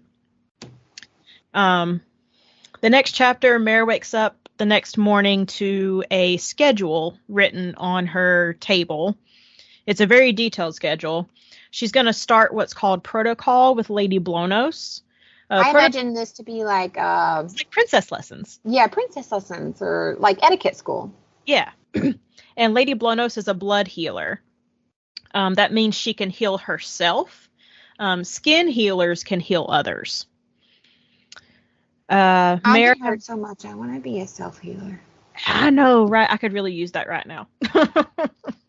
For those who don't know, Miranda and I are falling apart. We are both probably the two most clumsiest humans you will meet on the face of this earth, to the point where we text each other pictures of our bruises and new injuries, where we're like, look what I did today. We're always trying to one up each other. I'm not really trying. It just keeps happening. On Mare's lunch break from protocol, she has lunch with a bunch of other women and the ladies of Queen's Trial. We're just kind of introduced to certain characters that aren't necessarily important in this book, but will be important in later books in the series if you want to continue. Chapter 13, Mare begins school lessons with Julian Jacos, brother of the late Queen Corianne. So Queen Alara was not the first initial queen. The first queen was Queen Corianne, who is Cal's mother. Yeah, Cal has one mom, and Maven has a different mother. Yeah, Maven is Ilara's son. It's Diana and Camilla. Yeah, basically. Except for, like, if Harry and William had different mamas. Oh, God.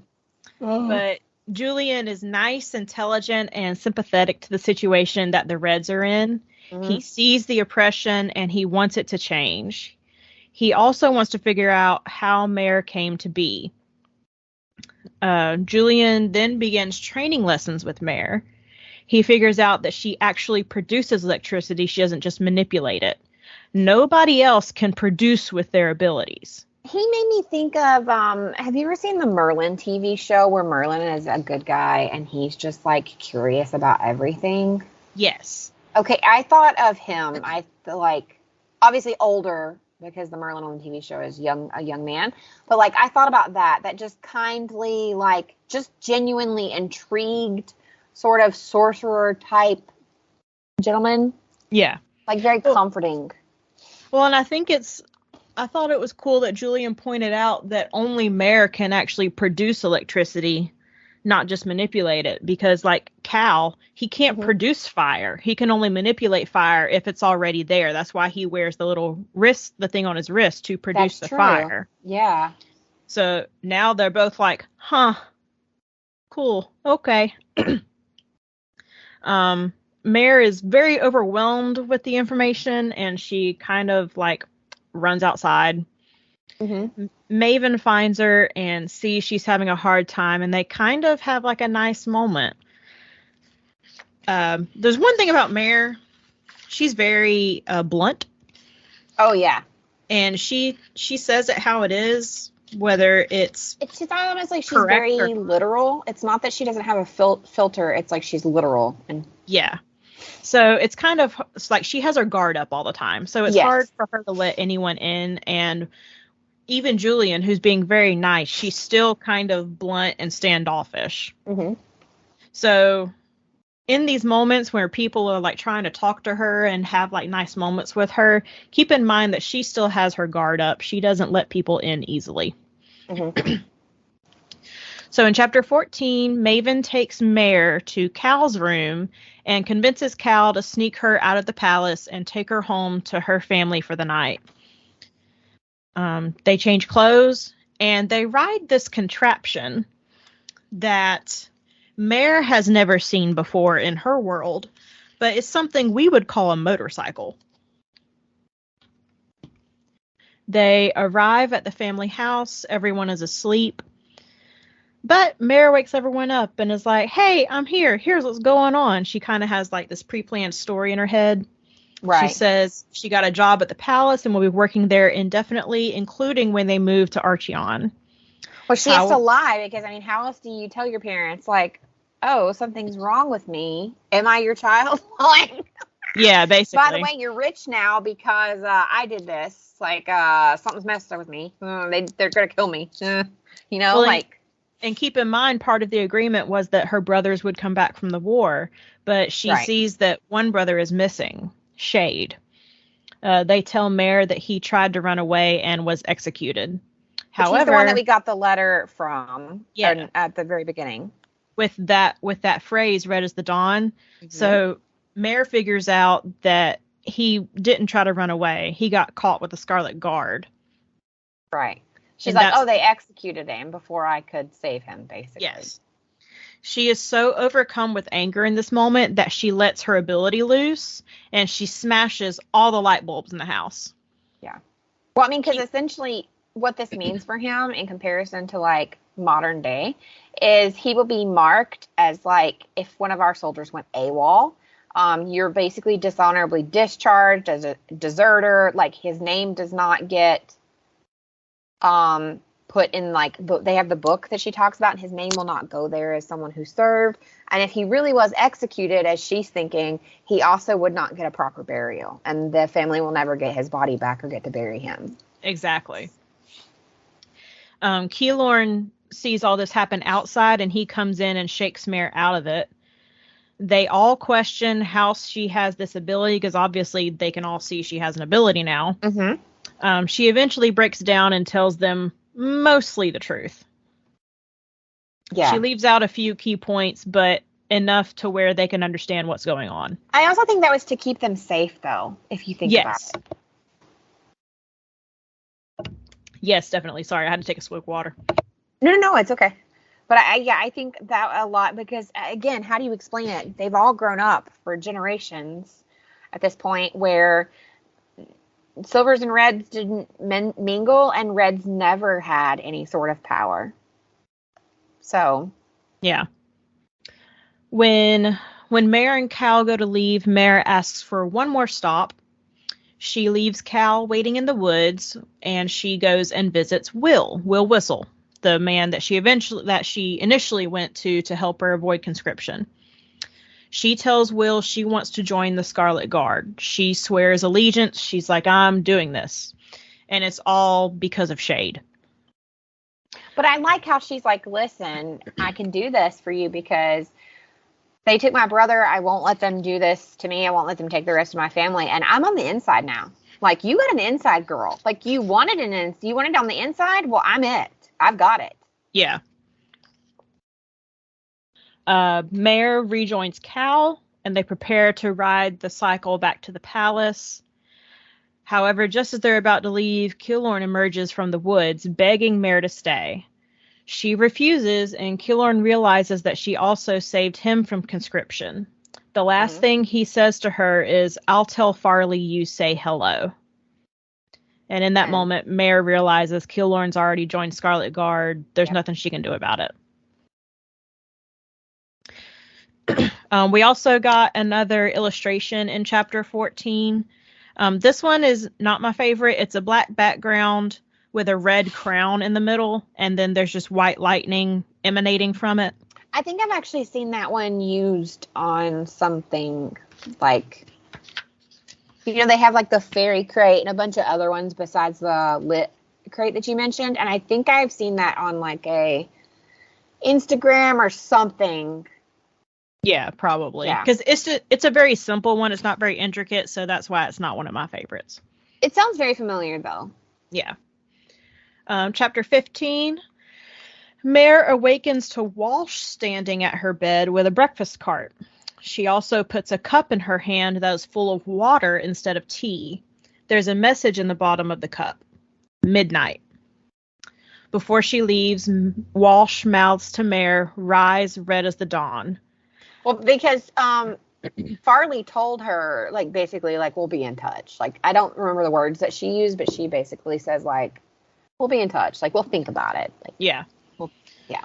And because of that, Mare now knows that she has help inside the palace. Mm-hmm.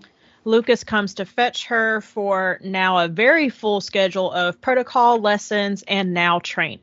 he will officially enter training. This sounds exhausting, by the way. It does. Just looking at the schedule, here's one. 6:30 breakfast, 7 o'clock training, 10 o'clock protocol, 11:30 luncheon, 1 o'clock protocol, 2 o'clock lessons, 6 o'clock dinner. Like, that's a packed day. Yeah, it sounds so draining. And there's a little note at the bottom that says, schedule is not negotiable. Queen Alara.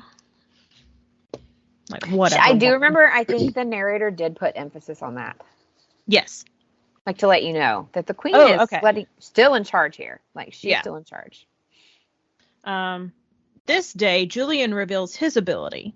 He is a singer. He can control people like puppets if he can see them. He swears he has never done it out of malice or for wanting power. His sister, the late Queen Corianne, also had the same ability. And that comes into play a little bit later. Let's see. Chapter 16. A blackout happens exactly at midnight. That was the clue.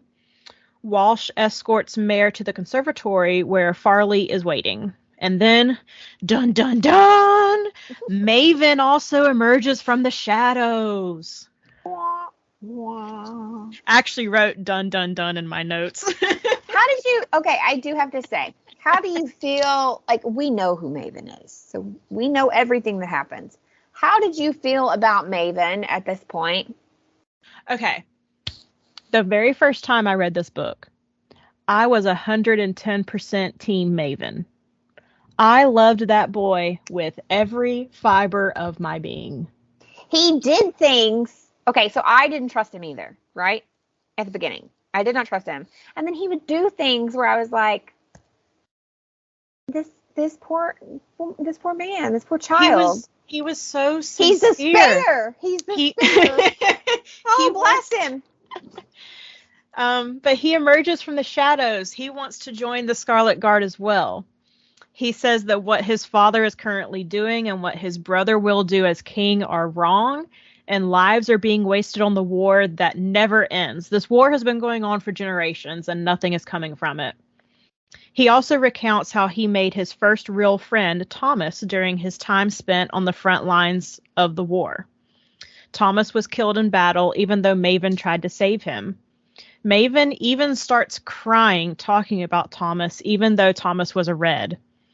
Maven is willing to risk his silver life to save Reds. Mare then demonstrates her ability for Farley, and Farley is super excited to have someone with abilities join the Scarlet Guard. And Mare also requests that Farley not let Keylorn join the Guard, but that's when Keylorn emerges from the shadows, revealing that he's already joined. Mare and Keylorn kind of like have a moment, and they part on bad terms because Mare did everything she could to keep him out of harm's way, and he blatantly ignored it. Yeah. So we get a lot of frustrated information with him sometimes because. But then again, I also felt like he is a grown man, basically. Well, they're not quite 18; they're 17, right? Yeah, but this is a world where you've been taking care of yourself probably for a long time, right? And I think like he doesn't have family or anything, if I remember. Like, no, she is his family. Orphan, yeah. So part of me was like irritated when he was throwing his tantrums of like, I can take care of myself. But then I also was like a little irritated with Mare that she was just assuming he couldn't take care of himself, like that he wouldn't be okay. That she was like mothering him almost. Well, I was kind of on Mare's side. She had negotiated that he wouldn't be conscripted, that he would also be part of that allowance. Like he was going to be taken care of, and he just kind of threw that all out the window. I think because he doesn't want to be beholden to anything silver. Yeah, maybe. I think it's like it's ingrained in him that the silver suck, and like why would I do anything that would make them be like, well, you owe me, boy, you know? Yeah, I guess. I don't know. I'm not a Keylorn fan. If there are any Keylorn fans listening, let me know why you like Keylorn. I don't hate him, and he was necessary to the story, but like it wasn't even a will they, won't they with them. You know, normally in these dystopian YA books, you have like the third like a triangle kind of love story where the best friend is in love, but they don't ever say anything. And they're irritated. This is all strictly, they're like basically like brother and sister. Yeah, but in that sense, it kind of is a brother, sister, friend, or relationship, because my brother would be like, oh my God, I can take care of myself. Actually, he and I did have just a conversation recently today where he was like, you're not going to tell me what to do. You're not my mom. And I was like, no, but like, this is a conversation that involves the both of us. Like, so I kind of get it. Not the clapping. Yes, I did. He made me clap. But he pulled out the you're not my mom, so. Anyway, but like, I kind of get it. But at the same time, like, he could have possibly been removed from the story. But then again, that was her tie. That was her, like, her angst this whole time was, but I want him safe, but I want him safe, but I don't want him in this. I don't want him in this. Yeah. So, I don't know. Well, we're going to move on. In the same chapter a little later, Mayor's first her first practice is all of them are in an arena. All of them are being pitted against each other, and there's like a ringmaster. His name's Arvin, and he kind of matches up people to fight. He calls out Evangeline and Andros. Again, it's like the training in Hunger Games. It's like when they're in the training room. Basically. Andros is kind of like, I don't want to fight Evangeline. I know I'm going to lose. But Evangeline doesn't budge. She says, no, I challenge Marina Titanos. Because, of course, she does. Moving into chapter 17. Mare tries to calmly talk her way out of battling, especially since it's her first day. She's like, y'all, it's my first day. I don't know what we're doing. Let me sit here and observe and learn. And Evangeline is like, no. Like, give me a minute. Evangeline literally attacks her without any warning. Like, she doesn't give Mare an option. Mare immediately starts fighting back. They are pretty evenly matched, and it almost seems like Mare might win. But Evangeline has made some metal spiders out of materials and starts to cut her face with the spiders. And of course this is bad because Mare has red blood. No one can know she has red blood. So before anyone can notice, Cal sends a fireball and breaks them up, and then he quickly escorts Mare out of the arena before anyone can see. So my thing is I didn't want her to win. Like, I kind of don't like when it's like, no, I'm just training or whatever. And then they like take them down. Like, I'm like, no, they need this. I'm glad that this is kind of a real world, that she really didn't know what she was doing. So she was going to lose. Right.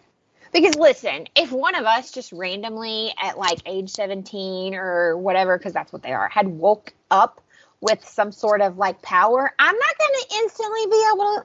I mean, look at Spider-Man when he first got it. He's like falling off buildings and like wearing a ski mask and like, you don't instantly know how to properly use this. So I kind of like that Evangeline one-upped her, because Evangeline's been probably studying this since she was like old enough to walk. It was like, all right, let's hone your craft. Yes. And I think it's important to note that during this fight, Evangeline also threw out the little lightning girl remark a few times too, just to dig under Mare's skin. Yeah, because like I said earlier, this is definitely a derogatory term that it's being used. Yes.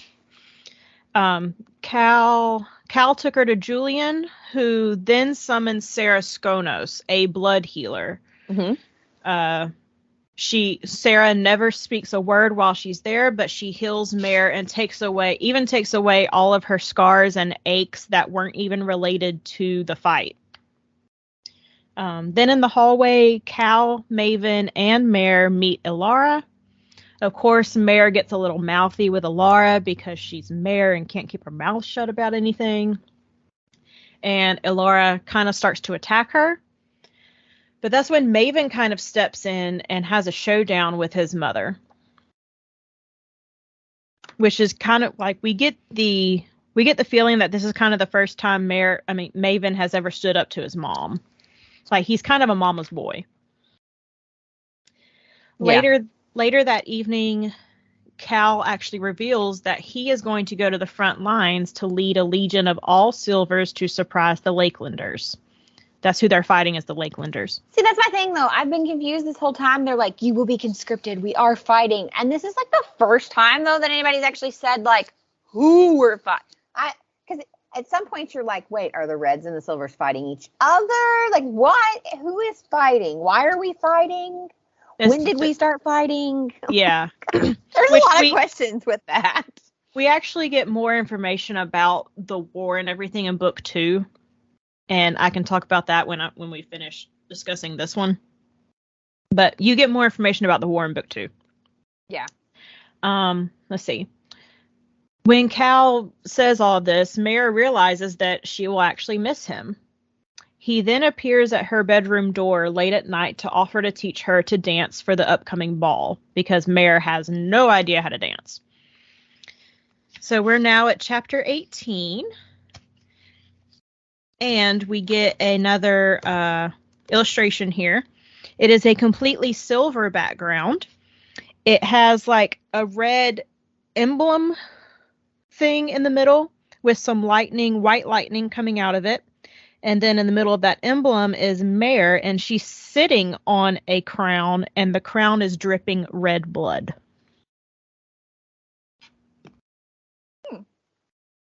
Okay, chapter 18.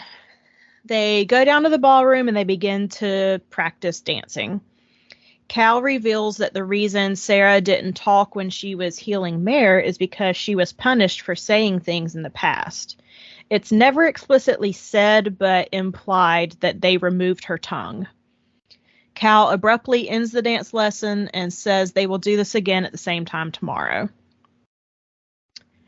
When Mare gets back to her room, she can feel that the electricity is off. Farley had visited and Mare had missed her. However, Maven is there waiting. He gave up 4 silver names, one being a frontline general. If that general dies, there's no way Tiberius will allow Cal to go to the front. So in his own way, Maven is actually saving Cal. The next night, Cal and Mare continue their dance lessons. They kind of have like a heart-to-heart intimate moment. And they end up kissing. Yeah. Team Cal. This is one of those, like, I saw it coming. I knew it was going to happen, but... It's still, like, great when it finally happens. It's like if you're a person that's a fan of, like, Hallmark movies, you know it's going to happen. There's a plot. There's always, like, this happens, and then a misunderstanding, and then this, right? We know it, but you still are here for it. Like... Well, because not only is it taboo for Cal to be kissing her because he knows she has red blood, but she's also engaged to his brother. And he's engaged. He's engaged to Evangeline. So it's just all kind of discombobulated. It is kind of odd because at the end of the day, these are all arranged marriages. Like, Maven and Mare don't really have a relationship. They literally met, like I said earlier, 2.5 seconds ago. Yep. Cal seems disinterested in Evangeline to begin with. Like, I think he's even commented a couple of times to Mare, like, don't worry about her. She's just a bee, basically. Like, yeah. Yeah. He doesn't say that, but I think he basically tells her, like... It's implied. She grew up like this. Like, I'm sorry for how she behaves, kind of thing. So they are getting ready. We're in chapter 19. They are getting ready for this grand ball. It's kind of like an end of summer ball. Right. Everyone's mingling. Maven is trying to talk to Mare through her cold feet. They both know that something is going to happen at this ball. A red servant offers them refreshments, and Mare looks, and it's Keylorn. Maven and Mare give a signal, and then shots ring out.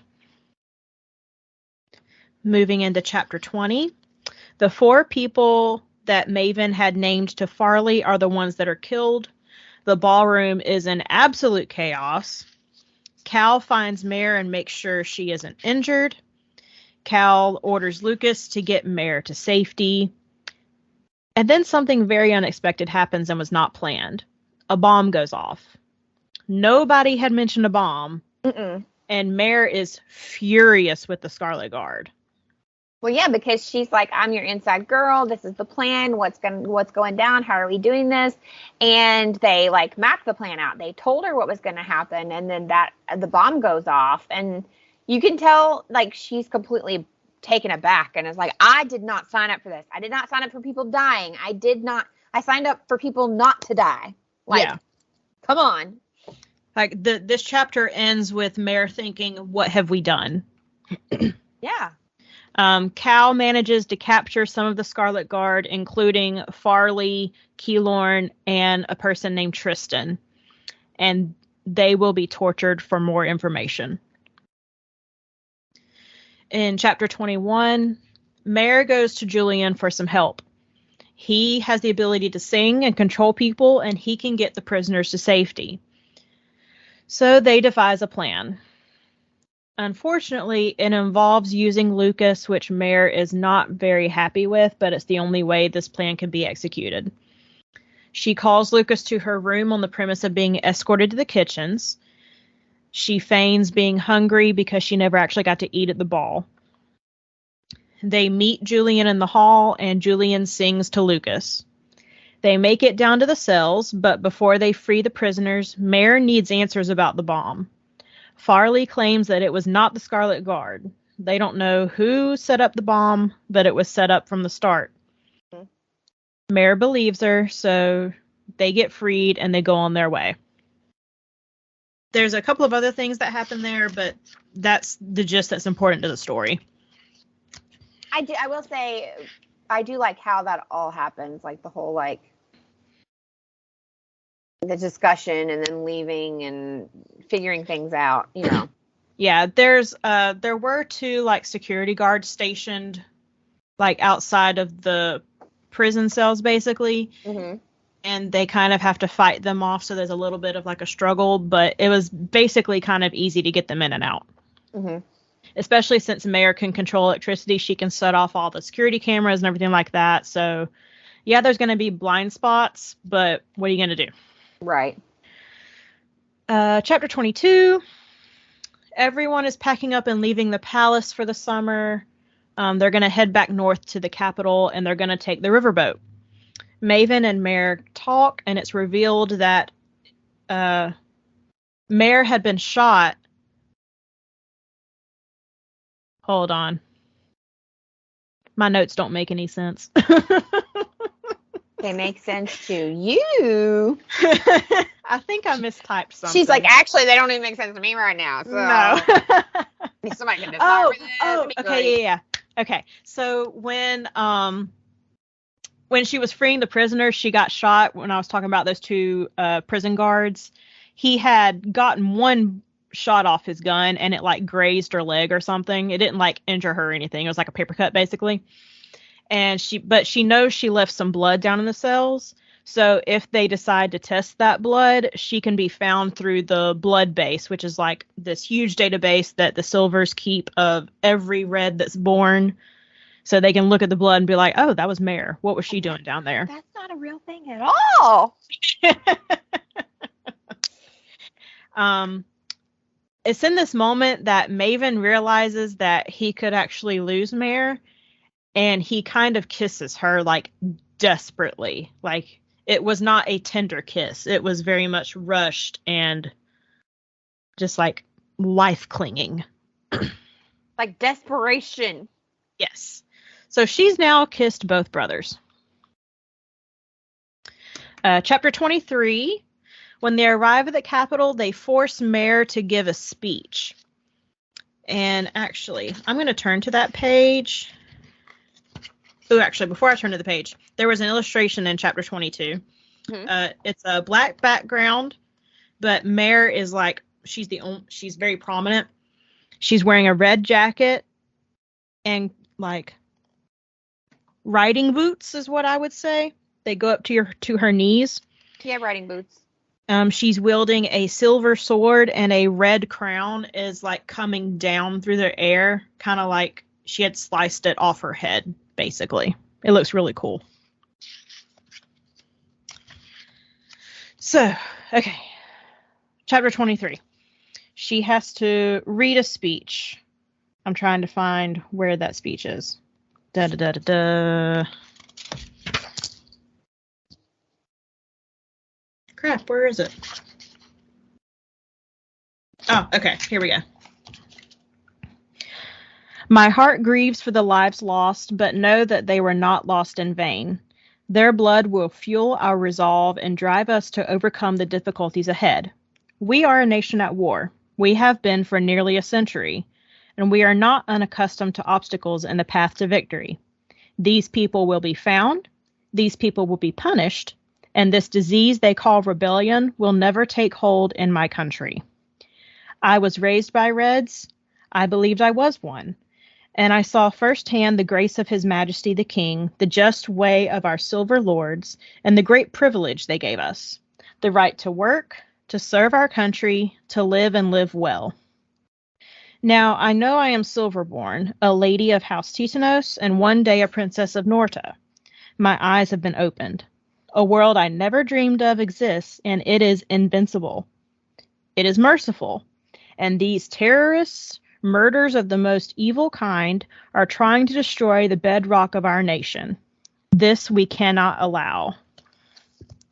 So they wrote her a speech. She's basically saying, down with the Reds. Yeah, what's weird though is you can tell that this was like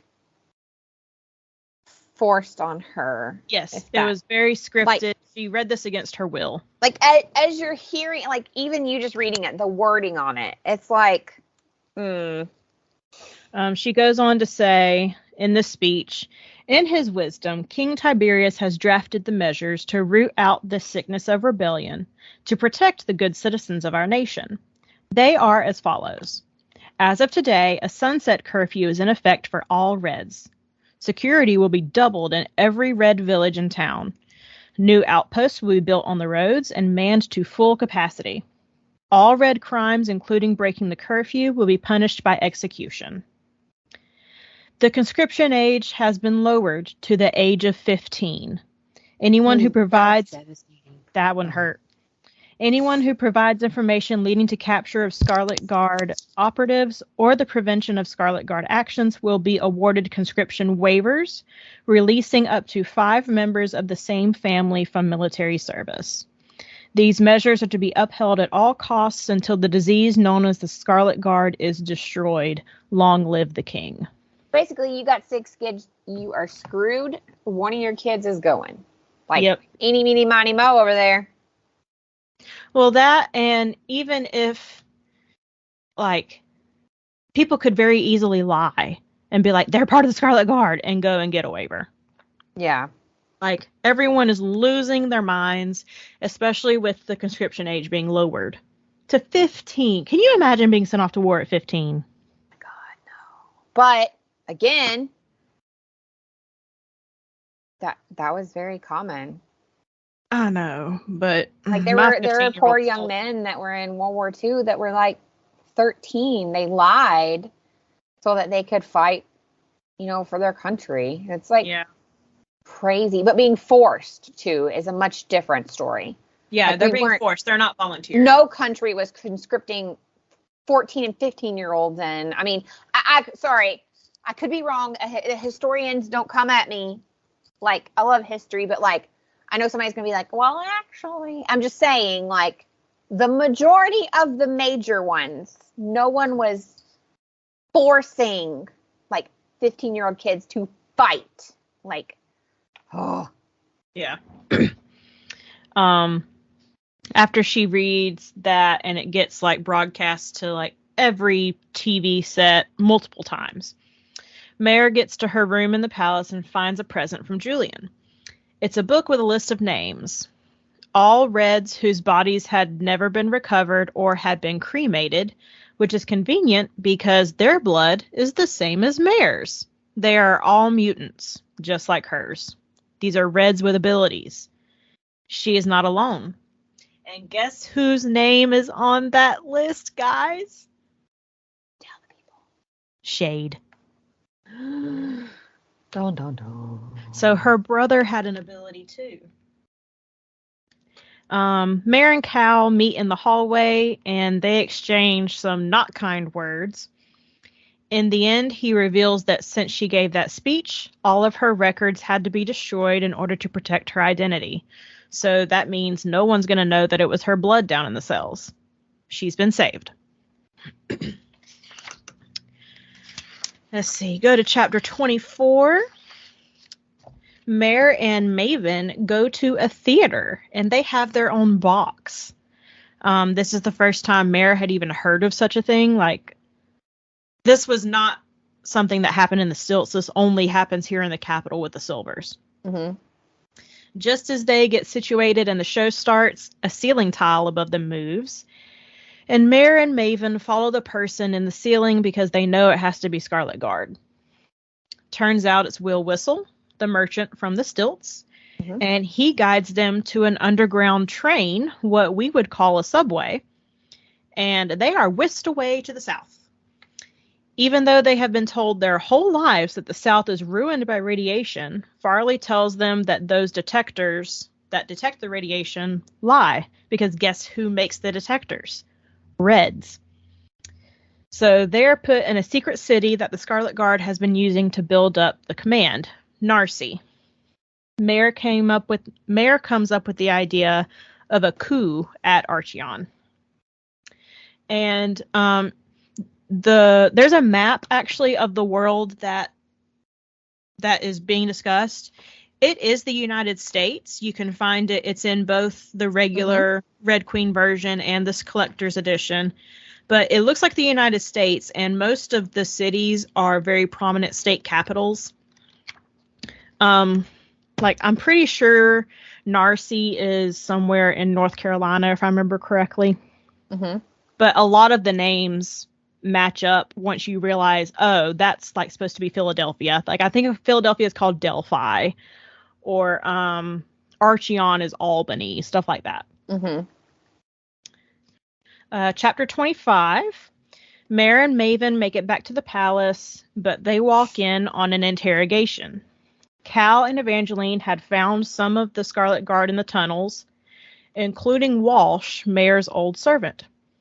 However, before she can be tortured for information, she takes a poison pill and dies. The next morning, Maven and Mare set out to the bridge in Archeon. Farley and a group of the Scarlet Guard meet them. The plan is to blow up the bridge, cutting off the main chunk of power and government from the rest of the nation. If they can surround the king and make him surrender, they win. Mm-hmm. The bridge explodes, and just as expected, Cal comes running out. Mare heads him off and tries to convince him of what is right. However, Cal feels betrayed. And I actually have a page number here I wanted to read. Page 325.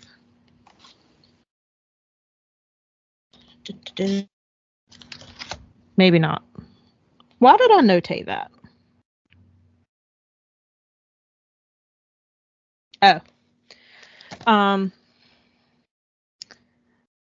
Maven moves to go to Cal first to wave his brother down, but I push him back. I have to do it, I whisper, feeling a strange sort of calm come over me. He will always choose you. I'm past the point of no return when I step into the square. Cal, I scream.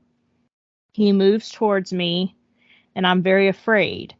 This is just Cal, I tell myself, the boy who loves music and cycles, not the soldier, not the general, not the prince, the boy. He will always choose you.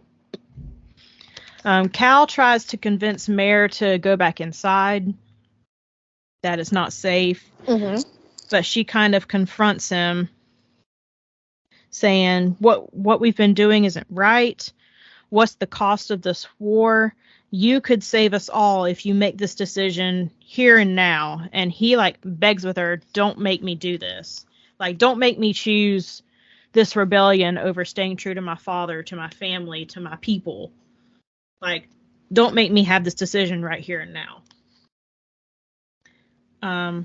Shaking, Mare presses a kiss to his lips.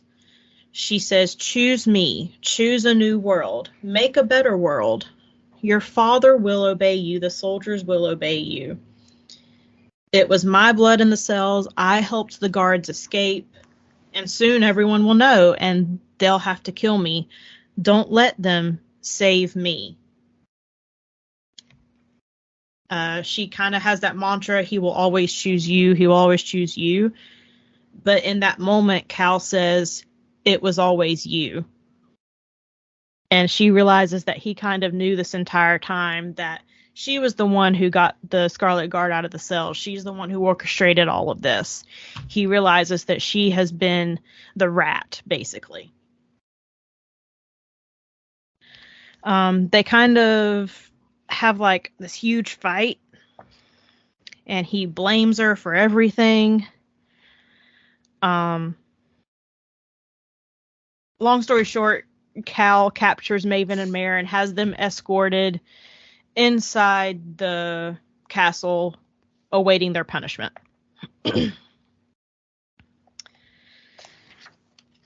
Let's see. We're nearing the end, folks. Chapter 26. They are marched up to a soundproof room with no windows. Nobody will know what happens. Elora gets into Mare's head and sees everything. Maven confesses to helping with the plan. Again, stop getting into people's heads. Right. Tiberius wrestles with what must be done because not only is Mare involved, but now his own son is involved. But he implies that Maven has to be executed for treason. That's when Elora steps in and won't let that happen. She's like, not my baby boy. She then enters Tiberius and Cal's minds, controlling them. Arvin's there. He was the one. The reason that he was in charge of the powers practice is because he can control other people's powers. He can basically silence people's powers. So he's there holding back Mare and Maven's powers. However, in that moment, he releases Maven. It is clear that his allegiance lies with the queen. And then Mare realizes what's happening. Maven had used her. And part of me was like, you saw this. Like, there were little things. I didn't see it coming. There are little things that happen when you go back and think about it. And that moment, when you kind of, like, go back, you're like, huh, yeah. Yeah. And he was just too willing to go along with, like, the story. He was just more... Like, he put up no fight when they were like, oh, you're going to marry this girl. He was like, okay. Like, he was just too, I don't know. Like, he was just too nice. And it's Mare and Maven who had thought that they were holding a coup, but it was actually Maven and Elora who were holding a coup. Since Tiberius had the ultimatum that Maven was going to die, Elora then takes control of Cal, and she's a whisper. She can get in heads. She forces Cal to draw his sword and use it on their father and behead Tiberius. Mm-hmm. Maven watches the blade closely, carefully, because he's too afraid to watch his father in his last moments. Mare thinks to herself, I thought you were brave. I was so wrong. Please is all Cal can say, forcing the words out, please. There's no regret in Elora's eyes and no remorse. This moment has been coming for a long time. When the sword flashes, arcing through air and flesh and bone, she doesn't blink. The king's corpse lands with a thud, his head rolling to a stop a few feet away. Silver blood splashes across the floor in a mirrored puddle lapping at Cal's toes. He drops the melting sword, letting it cling against stone, falling to his knees, his head in his hands. The crown clatters across the floor, circling through the blood until it stops to rest at Maven's feet, sharp points bright with liquid silver. So that's a very intense moment. And in that moment, Elara starts screaming and wailing and thrashing over the king's body. Like, it's so absurd that Mare starts to giggle. Like, has she changed her mind? Mm-hmm. Has she just gone completely crazy? She's delirious. But then she hears the click of the camera switch on, and she realizes what's really happening. Elara is putting on this elaborate show. They poke out of the walls, pointing straight down at the king's body, and what looks like a queen mourning her fallen husband. Maven yells at her side, one hand on his mother's shoulder. You killed him. You killed the king. You killed our father. And he's screaming this at Cal. But Cal is just like in shock. He's not moving because he was just forced to kill his father. Right. Mare is screaming, run. You have to run.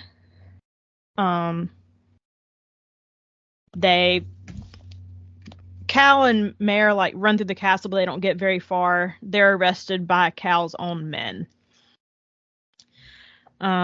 Here we get the last illustration of the book. It is a completely red background. It is Mare wearing like a ball gown, but the bottom of the ball gown is made of lightning. And at the top of the page is an upside down crown that is dripping in silver blood now. Chapter 27.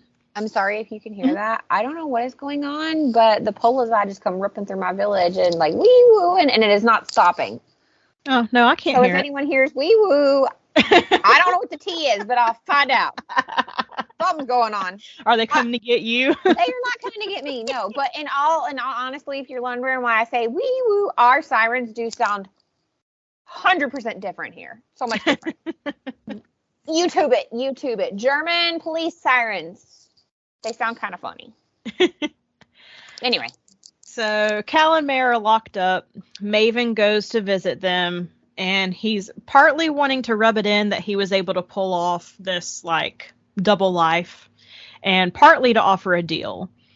Basically offering Mare a chance at his side to be queen, and Mare's like, heck nah. She doesn't accept. She won't be the Red Queen. That's the title of the book. Right. And I haven't gone further in the series, so I'm not asking you to, like, spoil it or anything. But I really feel like at this point when he came down and he did his smug little, like, almost made you think, like, maybe he was going to give in and be like, you were right, I was wrong. Speech that he does there with Cal and Mare, I thought to myself, you know what? I think he's a pawn in all this shit, too. I think in the end, and this is just me, I think in the end, the queen don't care about nobody. That is actually a big plot point for the rest of the series. Okay, so I'm not wrong, and that doesn't spoil anything for anybody moving forward. Like, yeah. I knew there'd be more to that. Like, I do plan, like, without giving away what I ended up star reading it this time, I do plan to move forward. Okay, I like Victoria Aveyard anyway. Like, I had read her other works of hers. Like, I like her. So, but yeah. By the way, so a lot has happened that I did not remember. And then I did remember this whole, like, you did this, not me. And I was like, I remember this! Why? I don't know. Well, I'm glad you remembered something. There are little parts that I remembered, and I don't know why those stuck out. Don't know. Well, after Mare declines Maven's offer, they are escorted to the Bowl of Bones, which is an arena meant for execution. I thought of it kind of like the gladiators out in Rome at the, what's it called?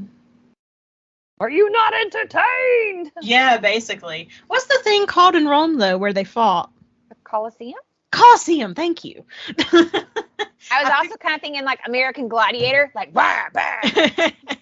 Sorry, but, probably more Colosseum. But the way they describe the arena, it's basically like a big Colosseum. Unfortunately, Lucas has to be executed as well because he's just too tied up in everything. Mare tries to talk to him to to offer like apologies, and Lucas is like, nah, you're not getting one from me, and he just goes to his death very bravely.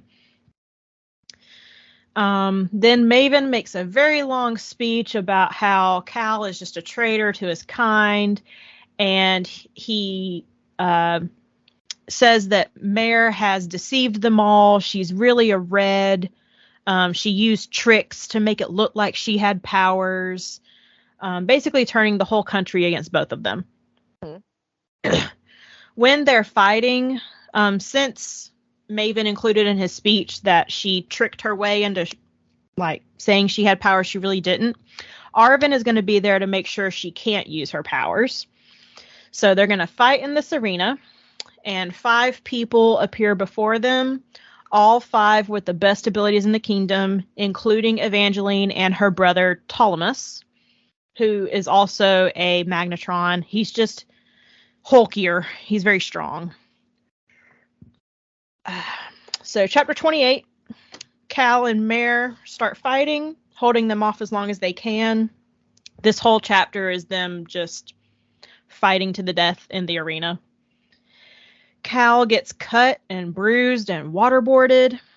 However, yeah, it's an interesting fight that takes place here. And then it's like, for a while, Mare and Cal are doing really well, and then they're not, and then they are, and then they're not, and then they are. And I was like, this is a little drawn out.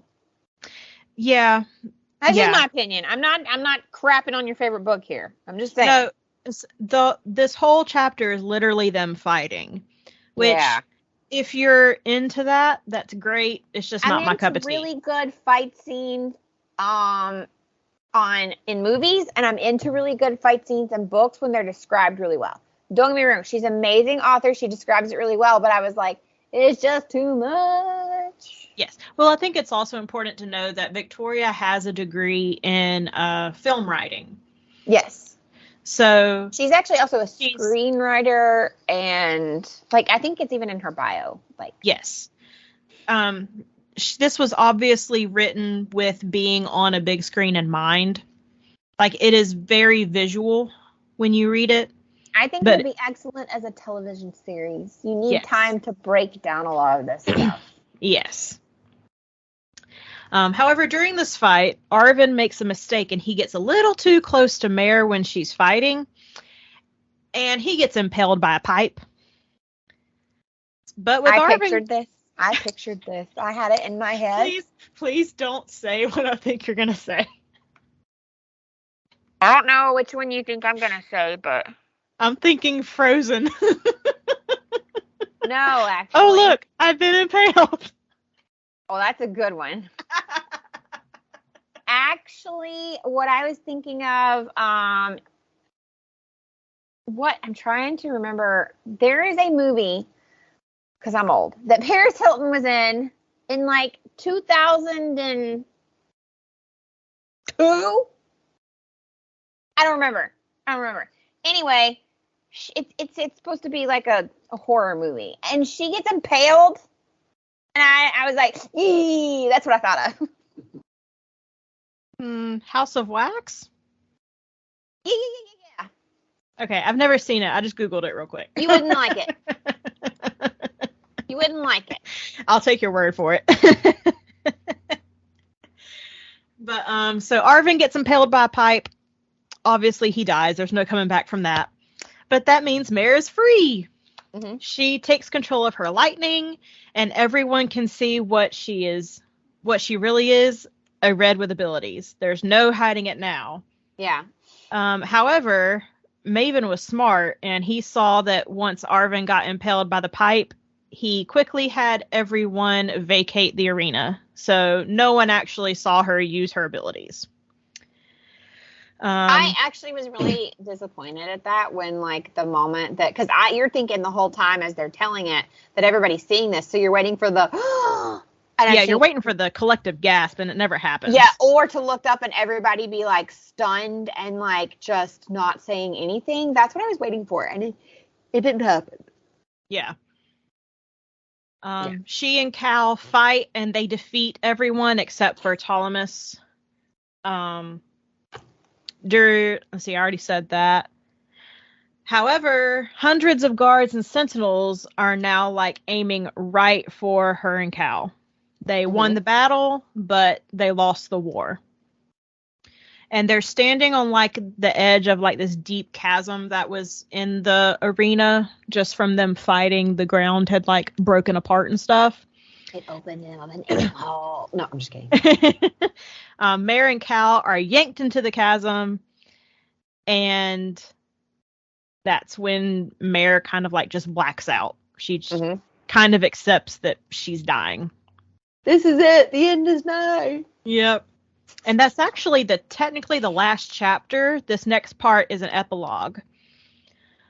How do you feel about epilogues? Honestly, the epilogue could have just been chapter 28. I don't know why it was an epilogue. Agree. And sometimes epilogues like do that thing where they throw in, especially in like romance, it's like, surprise baby! And you're like, no! Well, to me, an epilogue should just be like, hey, here's some extra information. This is actually like a whole chapter. Or like, because we just saw her like going into the darkness and the cold. It should be like the epilogue should be like 2 pages of her, because epilogues also shouldn't be long, right? Yeah. In my opinion. Yeah. I feel like the epilogue should have been like a couple of pages of her going like, it was cold, and like describing like where she was going, and you being like, ooh, gasp. Yeah. But no, this is a whole entire chapter. Yeah, it is. So Mare wakes up on the undertrain / subway. She sees that Cal is shackled and guarded by Farley and a few others, including Keylorn. He is there guarding Cal. I was mad Cal was shackled. This was not okay. Yeah. And he's shackled with some special like handcuffs that he can't use his powers to. Yeah. But Mare feels that someone is sitting in the seat with her. Shade. He's alive. She's like, dude, how are you alive? What happened? And he's like, what had happened was... In the blink of an eye, he goes from sitting next to her to being like 2 rows over. Well, and that's something we forgot to mention, I feel like. So throughout this whole thing, they realize there are other people like her. No, we went over that. Did you? Sorry, spaced out. Don't know how I spaced out. I was on and replying to everything. But anyway, there are other people like her, which should have been an indicator, like... Because remember, it was in that book that Julian gave her. Oh, yeah, but like maybe he ain't dead. See, this is where I was like playing in my head because they kept emphasizing so much, like, how there were other people. I was like, wait a second. Shame. But he's alive, and she's like, hey, what happened? And he demonstrates it. He's sitting next to her, and then within a blink of an eye, he's like 2 rows up. He can teleport. He has teleportation abilities. And that's the end of Red Queen by Victoria Aveyard. Which ability would you like to have if you had powers, if you were part of this world? I have thought about this so much. I think this is a question everybody's thought about because there's the whole like superhero trope or just like in general, like if you could have invisibility, if you could have super strength, if you could have like, so what would you want? Not necessarily teleportation in this sense, because Shade's teleportation, he can only teleport to where he can see.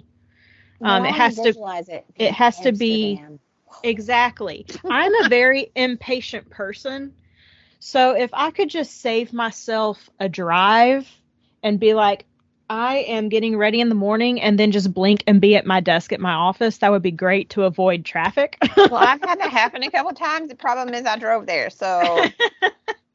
So I want that kind of teleportation. Or the other power I would have would be to manipulate my body to continuous fit into the same clothing so I wouldn't have to keep buying new clothing. I don't know. I enjoy buying clothes though. Sometimes it's just that the clothes get old and like you got to get rid of them. It has nothing to do with like your body changing. Well, and part of mine is this is going to be TMI. I have very weirdly shaped feet, and I'm very particular about what shoes I buy. Oh my God, my husband makes so many jokes about how picky I am with shoes and how many shoes I go through. So if I could just manipulate my feet into fitting into whatever shoe I think is pretty. Because I have, Bianca, I have large feet. And so I get really disappointed sometimes when I go in, I'm like, ooh, and I love it. And they're like, this only comes in a size 7 or a size 9. And I'm like, well, put it back. Not for me. I need over here. What is this? Is this an 11, 12? Okay, let me try it. And I don't know who decided that women with big feet don't deserve cute shoes. I know. Struggles. The struggles are real. Rant I won't go on. Anyway, I don't know what I would choose. I think because of the type of person I am, and I'm not like bragging on myself here or anything. It's just I know I tend to really care about people around me.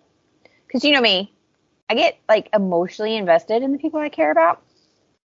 So I think I would want the healing ability for others. Okay, the skin healer? The skin healer, yeah, because... or the blood healer. I forget which one that is. I don't remember either, but I'm super, super clumsy, and the ability to heal myself would be great. But I feel like in this world of, like, everyone has a power if you're a silver... well, not just a silver anymore. Like, I feel like in this world where other people have powers, like, I can find another healer to heal me. So I want to be able to heal everyone around me, especially as a mom. Like... the times that Caden has gotten hurt, like legitimately hurt really bad, not being able to like help him is like gut wrenching. Or like when Jerry's had surgery and he's not healing well and I can't help him as my spouse and partner, like that's hard to watch. So I would want to be able to heal people. That's a good one. So you've read this book numerous times and you always 5 stars, right? Like, yes. Have you reread it and been like, oh, I don't like that as much as I thought I did? No, never. I think this is my 5th time reading it, honestly. So apparently this is my 2nd. As I said, I apparently read it in 2017, and Goodreads was like, hey, you gave this 5 stars. I reread it, obviously, for us to do this, because I told you, like, I don't remember. And then I did start remembering some things. I did not remember the ending, so I didn't remember enough that it is, like, a good thing I reread it. Or you would have just been telling me a story tonight. Well, what did you rate it? I gave it 4. Okay. So I don't know what blew me out of the water in 2017 or what headspace I was in. It was probably Maven's deception. I'm telling you, the first time you read it and Maven is like, ha ha ha, I got you. You're like, no. Well, I do remember even the first, and well, I think I would have felt the same way the first time, unless, I don't know, I have gotten much older and wiser since 2017, so who knows, maybe I didn't see it coming the first time. But this time, I know for sure that, like, it was one of those, like, I didn't see it, but as soon as it happened, I went, oh, that makes so much sense. I can see that. Yeah, I immediately went, duh. Yeah. So, yeah, I gave it 4 stars. I will continue the series. It is very enjoyable. She's a great writer. I would love to see her works. And I think some of her things have been optioned, haven't they? Do what? Some of her works have been optioned, yes? Red Queen has been optioned. It will be on Peacock. It's a show. It's a TV show. I believe so. Let me double check. It should be. I was going to say as it should be, but we don't know yet. But we've talked about this before as well, where things get optioned daily, but that doesn't mean they'll come to fruition. Well, this one, it has Elizabeth Banks attached to it. She's going to direct and co-star. Oh, that's right. I do remember seeing that now. This has full-on backing, like it's going to happen. Yes. But a lot of times when you hear people say, oh, it was optioned, that doesn't unfortunately necessarily mean anything. For example, our favorite Colleen Hoover, she's had a couple of things, like Ugly Love was optioned and nothing ever came of it. And it is going to be a series. Yeah. So that is awesome because it should be a series, because even book 1 along, you could do season 1. Yes. Season 1. And I'm trying to decide who I want Elizabeth Banks to play because it says she's going to have a major supporting role. I can't decide if I want her to be Queen Ilara or Queen Corianne. Well, I don't know. I think Queen Ilara. I think she has the presence for Queen Ilara. You think she could do it? I think she could do it. Okay. I just, if you asked me to make a cast right now, I would need a moment to think. I would really need a moment to think. I mean, I had my cast when the book first came out, but that was like 15 years ago. Right. I was going to say, I bet the first time I read it, I probably had a whole different list of people than I do now. The other thing is, like, I would need a moment because you would need younger actors and actresses for a lot of the main characters in this book. Yeah. I think the book originally came out in 2014. I want to say. Let me double check. Hold on.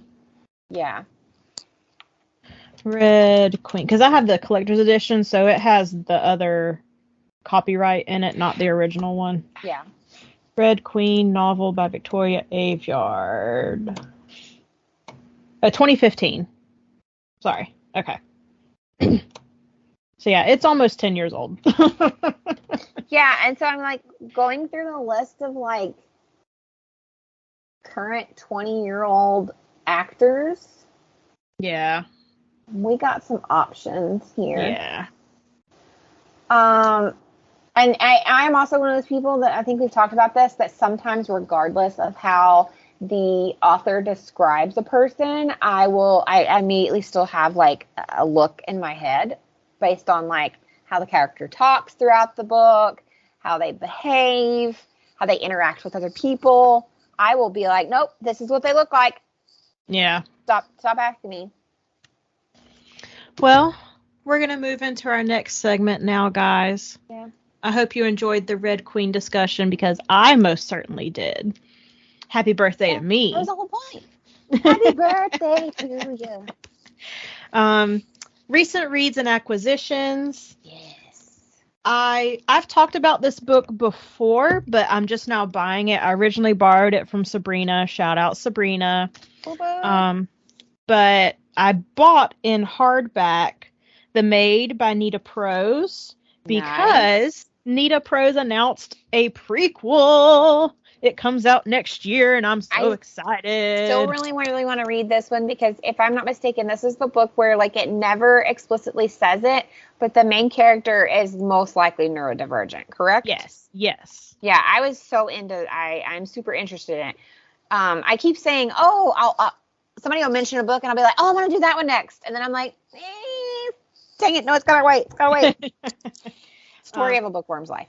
I have also rented or checked out Rock, Paper, Scissors by Alice Feeney from the library.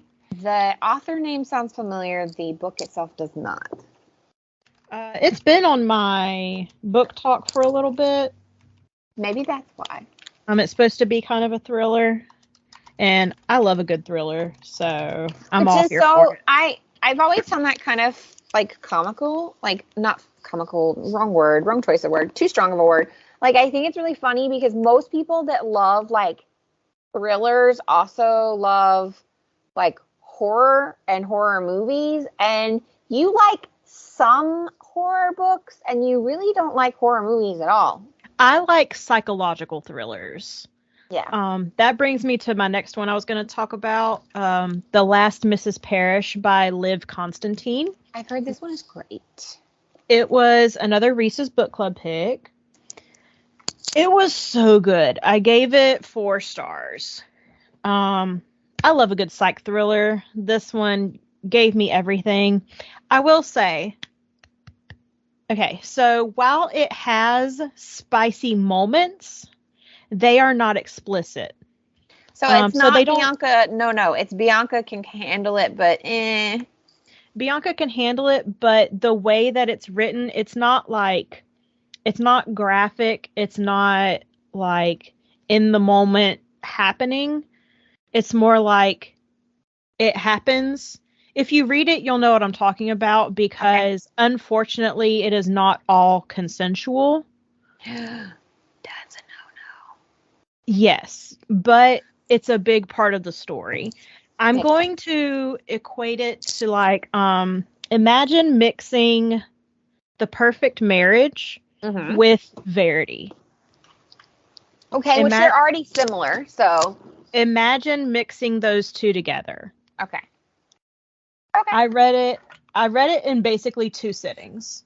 Nice. That's how I was with Wayward, which also needs a trigger warning. There's some domestic violence and well, first off the bat, like straight into one of them's chapter. So there's no spoiler there, but there's other violence that happens. It is part of the plot. It is part of the story. Like, it is what makes the story. And in the end, it's a fantastic story. So. What was that one? That one was the Wayward that I talked about earlier when we did, by Amelia Hart. Okay. I did when we were trying to pick like our favorites so far of this year. So. Okay. I was making sure I had it on the list for the notes part. Oh, yeah. Okay. What are your reads and acquisitions? So I confirmed with you before I decided to bring this book up, because I have told you guys about an arc I was given a couple of times called Dirty Laundry by Disha Bose. And I think I even reminded you guys last time, like, hey, it's out. But I'm pretty certain, and Bianca backs me up on this, that I never finished telling you guys about it. So I did complete it. I think I gave it, while I'm telling you about it, I'll find out how many stars I gave it, because I don't want to say I gave it 4. Sorry, I'm always yawning. Forever yawning because it's late for me. Okay, I did give it 4 stars. It is a domestic suspense about a clique of mothers. And it tells you, straight off the bat, one is murdered. But the whole time you're trying to figure out who done it and why they did it. And I ended up telling my husband about this book. So I did finish it. And I won't go into spoilers like I did with him. But let's just say it ends up being more than one person that has a hand in, not necessarily caused the murder or was complicit in the murder, but they somehow play a part in the murder. And none of them know about the other one. None of them know that the other one had anything to do with it. It's very fascinating. And it literally ends like that. It just ends. But highly recommend it. I did give it 4 stars.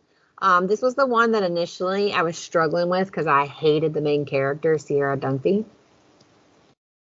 She sucked. And it's not a spoiler. She's the one that ends up dead. So that's why I kept going and didn't give in to trying to be more DNF a book. I really did enjoy this book. The story itself was really well written, and I did really enjoy a couple of the other mothers that are also main characters. Like, Sierra is the main, but she's it's also about Mishti and Lauren as well. They all kind of get the same page time. Sierra gets a little bit more, but Mishti and Lauren are just as important. So highly recommend. It's only been out for since April. So April 4th, not very long. But I did finally finish it. Woo! It's fantastic, and this is her debut novel, Miss Disha Bose. I'm gonna need her to keep on writing. So, yeah. Does this one have spice in it? A little, but I think it happens pretty quickly, and it's more they tell you that they're sleeping together. They tell you, because I really don't remember there being any. Okay. I know that at one point, there's an affair that's taking place with 2 of the characters, and they talk about hey, they're in this cabin, and they just got finished being together, but I don't think they go into oh, and then this and his what and her blue blue blue. I don't think that happens. I think it's Bianca safe. Well, what else have you been reading? Anyway, I'm also reading this fantastic book called The Golden Spoon by Jessa Maxwell. It is also a debut novel. I don't know what it is, but this year I'm finding a lot of debut novels that are knocking it out of the park. And I noticed a correlation between a couple of the debut novels that I've read this year that I've loved so far or am in the middle of and loving. They all released on March 7th. Nice. Which is a day before my birthday. So, like, what? I actually have this one on my want to read list. So what caught me is the blurb on the front of the book. The front of the book is fantastic. It's just black with like almost what we would think of as a castle, but the bottom hanging from the castle is a spoon with blood on it. And it says, this delicious combination of Clue and Great British Bake Off kept me turning pages all night. So I was like, sold, give it here. I'm in. It's actually set in America, but it is a baking show very similar to, or a cooking show, baking very similar to what you would see on the Great British Bake Off.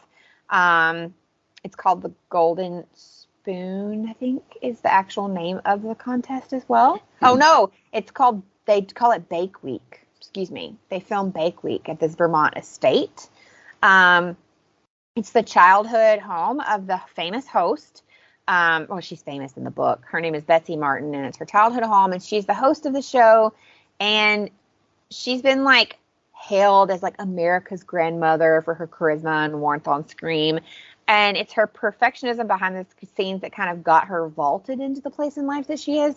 But you can tell when you first start the book that apparently this, very manicured place, Grafton, that's in Vermont, the estate is like losing money. It's hemorrhaging money.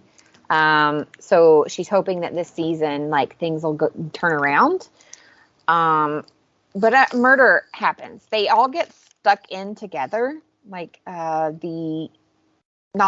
the entire crew, but like the other host that she's been forced to bring on to like liven the show up because critics were being harsh about her by herself, and all of the contestants end up getting stuck in Vermont because of weather, and someone dies. So I am on like 100 pages in. It's really good. It's really good. And then I acquired 2 books. I went to the bookstore. I was not there to buy a book, so how dare you? I was there to they actually have fantastic cards for like birthdays and stuff. Yeah. They're pretty. That's where I sent you the one. It's like the Handmaid's Tale, but it was a cat. Oh, yeah. Yeah. They have fantastic cards. So that's what I was there for.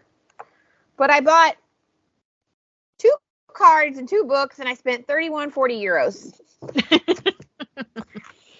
But I bought The Invisible Library by Genevieve Cogman. I had never heard of this, but the back immediately, it says, Irene is a professional spy for the mysterious library, which harvests fiction from different realities. And along with her enigmatic assistant, Kai, she's posted to an alternative London. Their mission, retrieve a dangerous book. But when they arrive, it's already been stolen. London's underground factions seem prepared to fight the very death to find her book. I was like, sign me up. That sounds pretty cool. It does. I just added that to my want to read. Yeah. Well, look, on the front it says, 1 spy, 1 dangerous book, 1 deadly mission. And it's really, the embossing, like the shiny on the cover, is very pretty, very pretty. And then this is a series that I have been wanting to read for years, and I don't know why I keep putting it off. I think I actually own it on my Kindle, but they had all of them at the bookstore, and I contained myself and only bought number 1. But it is called Alice by Christina Henry. It is a retelling of Alice in Wonderland, and we all know how I feel about those. Oh, wait, is this one with the very creepy cover with the rabbit? It is. And yeah. The blurb even says, hugely creepy and brilliantly intensive. Because this one was I remember it was on the Goodreads Choice Awards. Yeah. I'm here for it. It says, beware of the claws that catch Alice. Nice. A deeply unsettling vision that works thanks to Henry's complex characterizations of Alice, according to The Guardian. So I've never read this. I've had so many friends tag me in information about this book over the years because this came out in, let's see. It says 2015 on Goodreads. Yeah, and this edition says it came out in 2016. So I bought book number 1, Alice. But while I was there, I almost like really went all in, and I didn't. I'm proud of myself because she has several other series that are retellings of Peter Pan, The Little Mermaid, The Horseman, which is like the Sleepy Hollow, which is another one of my favorites, and Little Red Riding Hood, another one of my favorites. So I might be spending a lot of money in my future. But this Alice is a series, and there's more that goes with it. There's 2 more books that go with it. I am very excited. I don't know why I've been putting this one off for so long. Because every time I see it, I'm like, oh, I should get that. Oh, I should get that. Well, I did. My husband was like, I see you went to the bookstore. And I was like, maybe. Well, guys, if you enjoyed this discussion, what you should do is go join our book group on Goodreads. Yeah. We are the Bells with Books podcast group on Goodreads. Go find us. You can see what we're going to be discussing next. I always post the current reads in there. Like right now, it still says Red Queen.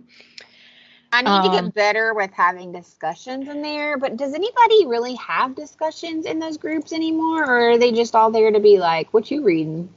I don't know, but it's there in case you want to know what to prepare for the next listen. You can also join us on Instagram. We are the Bells with Books podcast on Instagram as well. Yes. We do have some exciting things planned for Instagram in the very near future. So you might want to go click the follow button. Yeah, it may be up by the time our podcast airs because we are totally transparent. We've told you guys before we record in advance and we come out once a month. So it may already be up, but if not, I highly encourage you to join. I am working with some authors to have maybe a really cool giveaway. And then from there, you can also follow both me and Miranda. We are tagged on that book page. I am at Style and Freak. If you type in Mom's a Nerd, Miranda does pop up. I do pop up. That's not my handle, but at this point, I don't want to change it. It like throws off the algorithm. It's a thing.